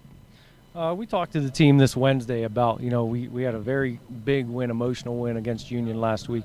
We talked to the team about just coming in each and every day, preparing moment by moment, play by play, which then turns into game by game.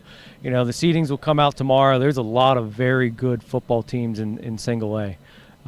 You could seed the top 8 in any number of ways, and we're grateful to be in it. We're grateful to be in the position that we are, and the WPIAL committee, they're going to come up with whatever they want to. But we just have to focus at getting better and executing our jobs, like AC said, and hopefully we're able to continue. The work of a good team is you come out at home, big crowd, and you guys come out hard-hitting on offense, and especially when they had the ball on defense. And to me, you can talk about the offense, but if the defense isn't doing their job, they're in the game. And you guys come out hitting hard, didn't let them get anything. How important is that? We talked at halftime. This is a very good power run football game team, and so to be able to take an element of that away and force them to play with a little bit of pressure and play from behind is just enormous. It gives our defense and our offense a lot of confidence. You've been doing this now. You built this team up, I think, seventh year, I believe you are, 7th or 8th year. You've been moving up. You've had good teams in the past, but this is how special is this team right now? It's a very talented class. As you said, we've had a number of good teams. This is the first team where we have seniors that were all conference players as sophomores. These guys were key players on our 8-4 team a number of years ago, finished second in the conference. They've continued to grow. They've continued to develop, not just as players, but also as teammates. And I think that's huge. They see an opportunity in front of them, and they want to complete it and do it together. So I think that's the most important thing. Coach, we'll see you in 2.5 weeks on Coach's Corner. We'll call you. We'll be in touch. All right, awesome. Thank you. Coach, good luck. Okay, one last interview. We're going to interview some cheerleaders. Are you guys seniors? Yes. What's your name? I'm Emerson Farber. Emerson Farber and? Katie Wright. They came up to me, Robert, and they said, do you guys want to interview cheerleaders? And I said, well, why not? So seniors, how special do you think this team is? Well, 4 years in, this is most certainly the best our Southside team has been. I mean, it's incredible. 10-0. 10-0, and you guys, I hear you guys throughout. You guys, your band is playing. You guys are cheering. It's a big crowd. How important it is for you on a Friday night to come out here on your senior year and have this much fun? It really is just so much fun. Like this season and the football season and getting to cheer with everybody is just so much fun, and we have a blast doing it. No matter what's going on in the game, no matter who's in the stands, we just love doing it. A lot of people don't realize that, yeah, the football players are out here in the summer, but cheerleaders are working on their routines. You guys are going to summer camps, as well as the band. You guys work hard, too. Now, you may not be getting hit like they do, but you guys work hard as well. Now, I'll tell you, I'm pretty sure we've had some worse injuries than the boys out there. Throwing girls in the air is not easy, okay? They come down fast and heavy like a rock. I want to tell you, last week, a couple weeks ago, I tried to interview the homecoming queen. Nobody else wants to come on the air. You guys came up to me. Thank you so much for coming up to me. You going to say something? Well, you've actually got the homecoming queen right here. Oh, you were the homecoming queen. When, a couple weeks ago? Yeah. How about that? How does that make you feel? It was pretty exciting. I didn't really expect it. It was kind of out of the blue, but yeah, it was pretty exciting. So senior, you've got homecoming queen, and you've got a really good football team going into the playoffs. You guys are having a heck of a senior season. Yes, we are. All right, Mike, guys. Good luck. Hey, wait, somebody's going to ask a question. Hold Mike, on. whenever they showed up here, they chased down. Whenever we showed up, they chased down the van because they wanted to be interviewed before the game even started. I think they're the same cheerleaders. They're saying that you chased the van down and wanted to be interviewed in the beginning of the game before it even started. Is that you two? You guys want to? What are you going to? It was me and someone else. Well, let me ask. You guys want to be media stars or something? You guys want to what are you going to go to college for? Oh, I don't know. Maybe media, actually. How about that? You might take my job someday. How about you, homecoming queen? What do you want to do for a living? I want to go to college for chemistry. There you go. She's going to go for chemistry, and you don't know. Both of you are very good talkers. Thank you Mike, very much. Make sure you get a selfie with them. Make sure you get a selfie. I bet it goes viral. Hey, where's our camera guy? Camera guy, you got to take a picture of this. Come on. This guy's too much. Okay, we're going to kick it back up to Mr. Mangino. He's going to take a break. We're going to take a nice picture with these two young ladies, and it'll be on our website. Thank you, girls. Thank you so much. Way to go, Mike. All right, there you go. Thanks, guys. All right, thank you very much, Mike. All right, you are listening to the Electric Garage Doors postgame show from the A.K. Nahas Appliance and Furniture broadcast booth. We'll come back with more in a moment on Beaver County Radio.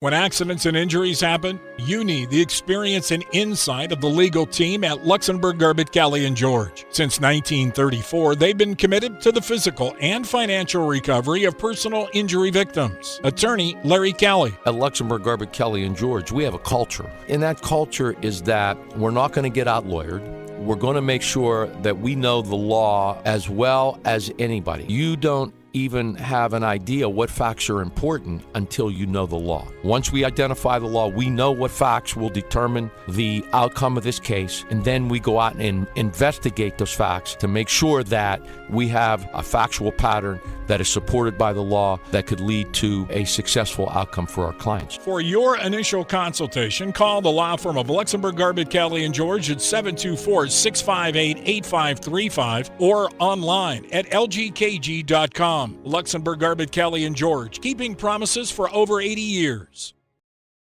It might be time to repair or replace that old garage door. Call on Robin and her team of expert installers at Electric Garage Door Sales in Monaca. Dial 724-774-3200 and your door will work like a charm. Featuring CHI quality garage doors, LiftMaster garage door openers, and over 50 years experience, Robin and her team will get it done right. Electric Garage Door Sales. Give them a call at 724-774-3200 or find them online at electricgaragedoorsales.com. At MRS Physical Therapy, they understand that you expect to receive treatment that will help you move better, feel better, and recover faster and more completely from an injury or operation. But did you know that you can make an appointment to come see MRS Physical Therapy without a doctor's referral? And they can offer same-day appointments. You can come see them whenever you want and come back as many times as you wish for 30 days. There's no need to wait until you see a primary care physician. Get treatment when you need it most at MRS Physical Therapy in Bridgewater and Cranberry. Visit mrsphysicaltherapy.com. The Standard Bar and Grill on the river in Bridgewater is the place to enjoy summer. A great atmosphere, delicious food, and plenty of drinks are what you'll find at The Standard. The Standard in Bridgewater is boater friendly and has their own dock, DJs and live bands on Fridays and Saturday nights, an outside bar, an area to dance, and a beautiful view from their patio are just a few of the amenities at The Standard. That's The Standard Bar and Grill in Bridgewater.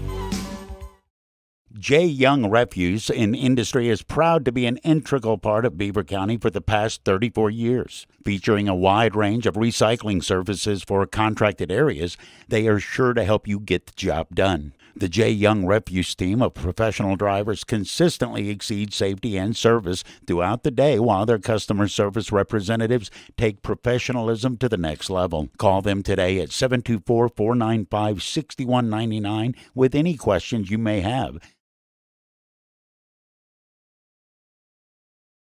Do you know a child who struggles to read? If so, the tuition-free brick-and-mortar Provident Charter School West is here to help. The Provident Charter School West in Baden is helping children from 1st grade through 4th learn to overcome dyslexia so they can return to their hometown schools and graduate with their friends. Provident Charter School West meets the needs of children with dyslexia so they can become the inventors and educators of tomorrow. For more information, visit providentcharterschool.org.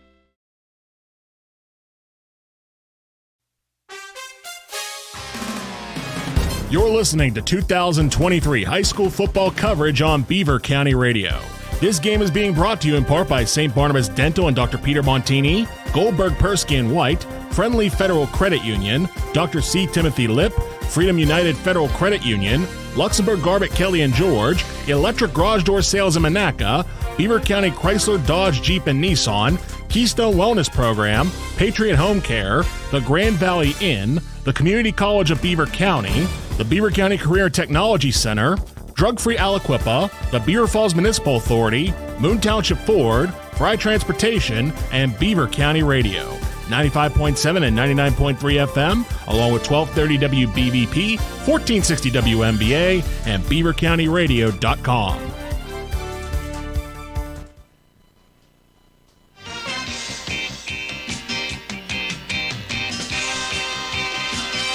All right, that does it. 33-7, Southside over Rochester here at Hookstown. Southside setting themselves up for a number 1, maybe a number 2 seed in the playoffs. We will find that out coming up tomorrow at noon when the pairings are announced.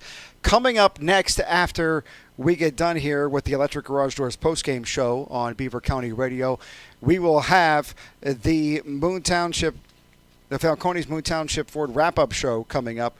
Bruce Fry getting ready for that. Your phone calls, always welcome. Whatever games you may have been to, you want to give us updates, we'll take them.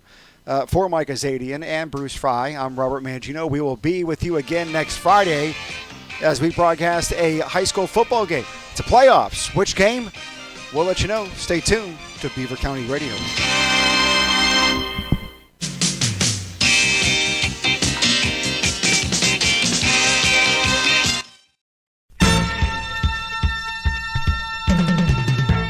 Thank you for listening to coverage of 2023 high school football here on Beaver County Radio. Coverage of tonight's broadcast was brought to you in part by St. Barnabas Dental and Dr. Peter Montini, Goldberg Persky and White, Friendly Federal Credit Union, Dr. C. Timothy Lip, Freedom United Federal Credit Union, Luxembourg Garbett Kelly and George, Electric Garage Door Sales in Monaca, Beaver County Chrysler Dodge Jeep and Nissan, Keystone Wellness Program, Patriot Home Care, the Grand Valley Inn, the Community College of Beaver County, the Beaver County Career Technology Center, Drug-Free Aliquippa, the Beaver Falls Municipal Authority, Moon Township Ford, A.K. Nahas Furniture Gallery, Tri-County McDonald's, Fry Transportation, and Beaver County Radio.